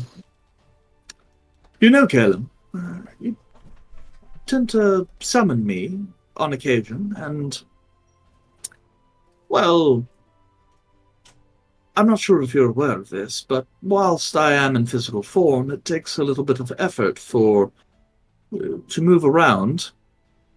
So, whilst I appreciate you summoning me, it would be nice to move on occasion. So you want to be able to travel outside by yourself? And you want me to be the one to summon the... No, that's not what I'm saying. That's not what I'm saying at all. It's just, like earlier. You summoned me, had me walk into the middle of town as a scapegoat, which, again, no hard feelings there. But then I had to stand in one place and watch as combat worked without me. I will also note, you also left me out there when you retired to the house. Granted, I made an effective lookout, of course, but it kind of felt a bit like an oversight. Well, at that point, I was giving you liberty to move on your own. Still, if you recall, it does use up some mental faculty on your behalf, as my corporeal form is, such as it is, or visible form, I suppose, is the more accurate way. It is maintained entirely by your own magic. So I am limited in what autonomy I have. Just food for thought. That's fair. So, how about this? I'll stay in the tent tonight. And while I'm on watch, and while I'm awake, you have free autonomy of your body. Well, that would be grand and all, except we are in an undead-infested wilderland. So perhaps we can revisit this conversation when we are somewhere a bit more interesting. Well, I will also say that we also had an agreement in the library where you have your own autonomy. And we've figured out a way for you to actually be able to read by yourself. That is also true, which of course I appreciate immensely. You have no idea. It was well, quite annoying physically having to go change pages every time. Indeed. It's simply that I wish to ensure that we are still on the same page, as you have grown considerably in your skills within the last few months, and it seems, in a certain sense, you are requiring my expertise less and less, and I am being used for more mundane purposes. So I simply wish to understand, just ensure that our agreement and our understanding has not changed, given your increasing autonomy. Not at all. I still do wish to try and find you a way to get a body of your own, at least. And I have some thoughts on that. I'll do some more research, then we'll talk later. Again, I'm not in any particular hurry. It's just I want to make sure that it's still on your plate, so to speak. Yes, it is. Good. And you are appreciated. Just so you know. It's even funny because Yandre and Volred are totally hear this conversation, and it's always kind of funny because it's kind of like they're servants in the sense that people just talk all around them and just assume that they don't hear anything. Kind of funny when you think about it. You assume Volred is not disassociating right now. You mean drunk? Two different things. Both can be happening at the same time. But they're not Fair related. enough. Fair enough. Okay. So, Caleb, towards the end of your watch, you sense a presence around you. The wind whips just a little bit, and a cold breeze settles through. As you're kind of looking around, you kind of glance off, and just kind of at the edge of the forest, you see kind of outlined in the light of the half moon, a very familiar feminine form with long, flowing black hair, tied back with, flowers of purple and blue, and a slender white and black dress, eyes gray and matte. Just watching. And who is this again? This is Morgan. Okay. That's what I thought, but I wanted to be sure before I guessed.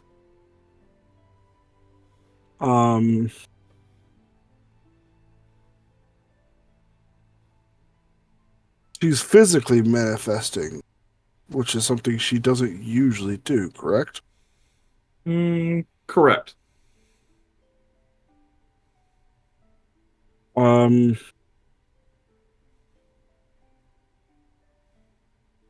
I'm on my watch with Kelmac? Yandre. Yandre? Okay, and do I notice if Yandre can see her or if it's just me? If asked, Yandre can see her. Wake me up. Why would I? me up inside. Save me! Call my name. All right. I ain't getting nothing. Ah, out of there this. it goes. Thank you, Lauren. Thank you. All right, so, I'm gonna try and project thoughts towards her. Can she hear me? Yes. She kind of just, the voice kind of immediately comes back to you. Hello, child. I'm glad you heeded my warning earlier. And Yandre can hear this too. Actually, so can Volred as well, since she is technically physically present. Just so you are aware of what's going on, Yandre, during our watch, Morgan came over and started staring at us, and I asked if she could hear our thoughts. And she said, I'm glad you heeded my warning. And that's the first thing you heard from her. Yep. And I did ask you if you could see her, and I tell you that this is Morgan, the god of death, a god of death.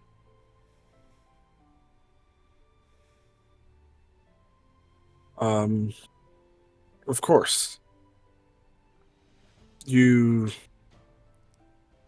may be a lot of things, but I feel as though if you have watched over me for many years. So when I get a warning from you, I heed the warning. Thank you. That is good to hear. Yes, I suppose I have taken a special liking to you. What was beyond? You were seeing a vestige, residual construct of the relic which you now seek. I cannot tell you too much, as in this particular form, it is difficult to remain manifested. I tell you this only now because you are heading for some very dangerous times. The foe you face, it will be wise not to underestimate her. She possesses an artifact of great evil and great power.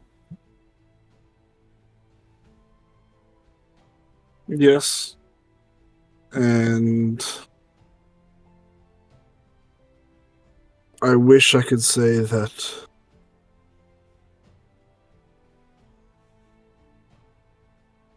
we will be as safe as we can be. But given the situation that we are running into, there's only so much we can do. Prepare for the worst and do what we can. But I do know some of the power of which we are walking into. But I feel like as much as I know, there is, like an iceberg, tons that I have no idea of, which is outside of my purview.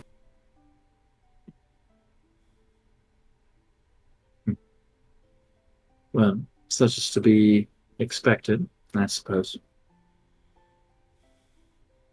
It sounds like she's telling us that we don't need to go in there. Well, that is not quite what I'm saying. As unfortunately, you need to go. I mean, I'm gonna bash some heads either way, but like, why do we need to go? Unfortunately, the necromancer you seek is very close to completing something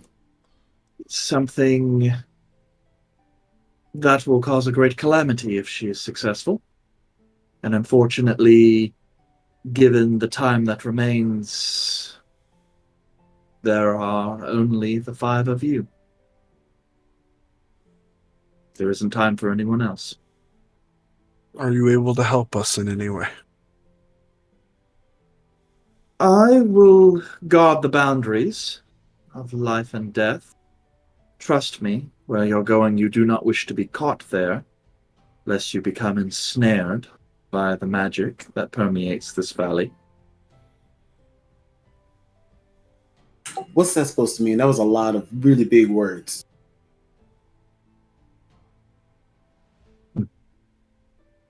All I can say is, if you are triumphant, then I would take great care to take the artifact and take it somewhere.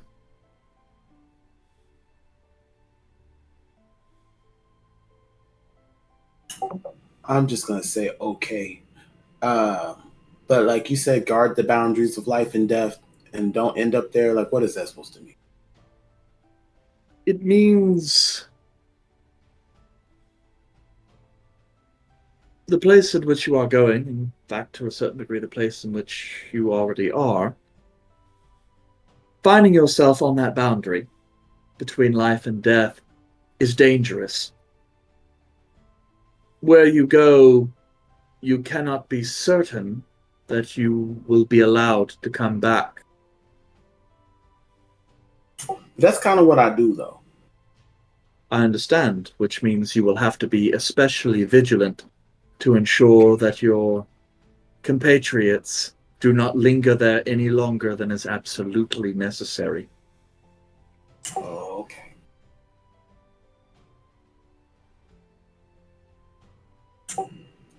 We Gotcha. appreciate your warning. Indeed. Once you have the artifact,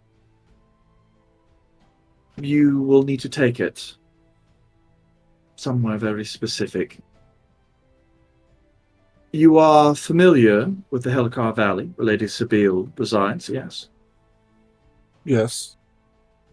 Take it to her. She will know where it needs to go. Aside from that, on your way, it is best that you go to Avedon. In the temple ward there is a small shrine to the god Aromakai. You may or may not know it, but go there first. There is something there, a boon, I suppose, that will serve you well in the future. A gift from many gods, including myself, to you and your compatriots. And you said go there before I get the artifact? Yes. It'll be a nice 2-for-1, after all. Aromakai has the ability to travel many great distances. So, 2 birds, 1 stone. We will make our way there. Oh, well, it appears my time has ended. Can we rest first, or do we need to go now? Like, No, that is fine. But We're I... sleeping. I wasn't. He doesn't sleep. Come on. He's laying down. That doesn't mean he's sleeping. He's trancing. Thank you again for the resurrection thing. My pleasure. And I estimate you have 2 days remaining. Shit. By the way, you also got someone else erected here. Looks over to Zal.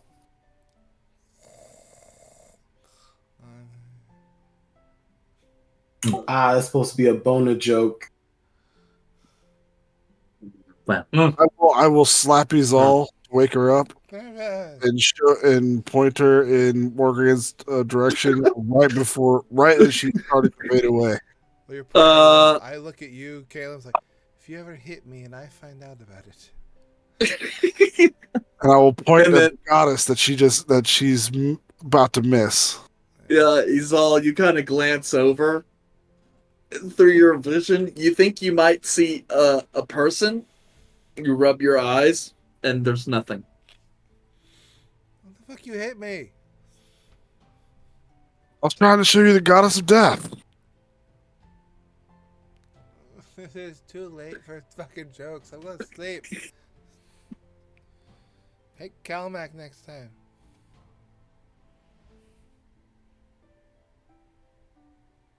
So she's gone now. Mhm. Yes. So that's who you smell like.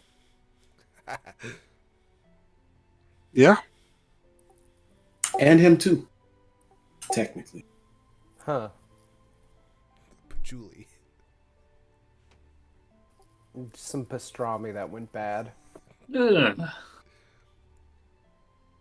Oh, Of all the gods that I have spoken to,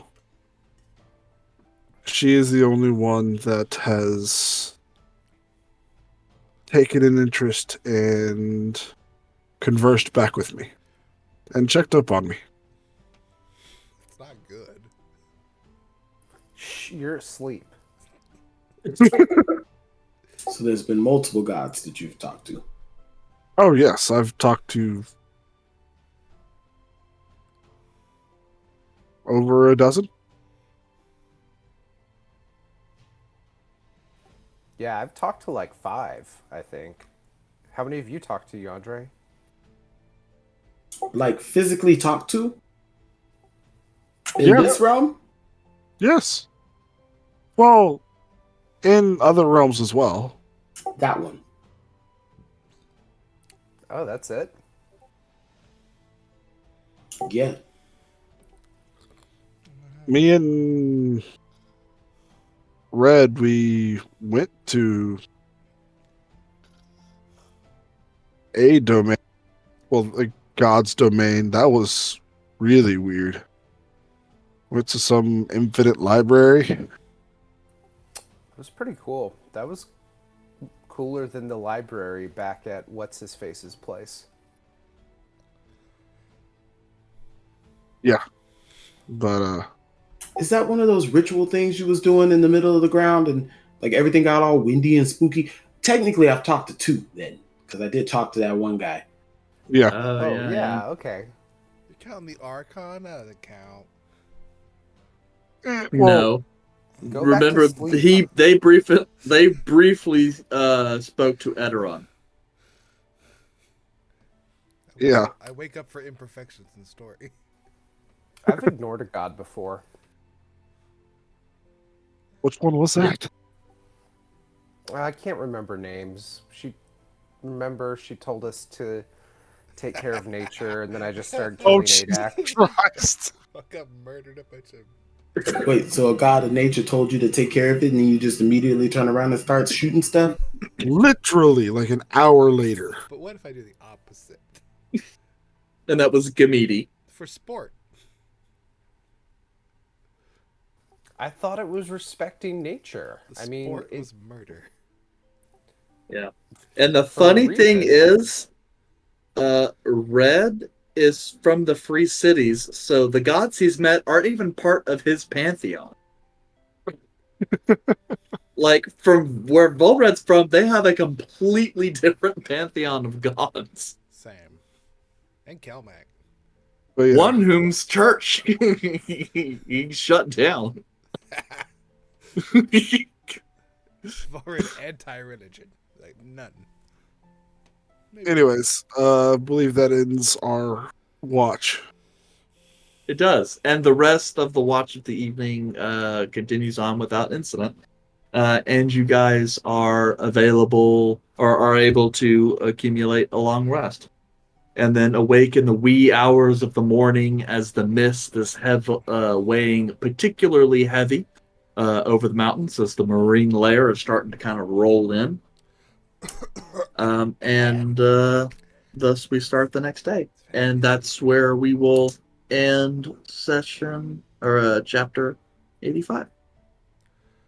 Ooh. That was a good one. That was a good one. You call Yes, that it was. Goddess of Death. I'll show you some Goddess of Death. You are We got not the some- goddess of death. Not me. We got some fighting. We have Caleb almost dying again Got in AIDS. a dream or ritual state. Volred got emotional. We met a god. There's Again. We hit like all the big 5 things that we normally did. We had Reggie, so we had, you know. Oh, yeah. We didn't shop. We didn't shop. Oh, we didn't. Maylor was involved, so yeah. Everything but shopping. Yep. Yep. But you guys did get to start a fire in town, so that kind of makes up for it. Committed some arson. Yeah. So we got commit a crime. No one was there to see it. They can't blame us for it. But Body mutilation. yeah, man, we hit so many good points today. We filled out the bingo card. I was gonna try to also rattle in some dumb joke in there, but I didn't get to it. Man, almost had a full. Like, Lots of 22s today. Mm-hmm. And ones. Yeah. A lot of ones. Especially from the On DM. both sides. Yeah, I got a lot of ones. In Alright. combat-wise, it was not my day today. So, like, next week we're gonna come back, right? And we're gonna solve all these problems with no issues. Right? Yep. Mm-hmm. Hmm. That's the hope. Who beans? So Doubt. join us again next Tuesday at 8 o'clock. Or, no, 7. That's the other show. Yeah, I was about to say they're gonna be an hour late. I'll take a nap during it. As we come back for more adventures in Athoria for chapter 86. Yep. That's Heinz Ward's number for the Pittsburgh Steelers. As we come back and enjoy this lovely adventure, and hopefully only one person dies in the party, and Caleb doesn't commit another ritual. I'm going to. Well, you never know. But that wasn't a ritual, you know? Like, That was an Caleb survived. unsolicited ritual. Well, you know, Bye. it's Good Caleb. night, everyone. Whee! See you Good next night, Tuesday. Neverland!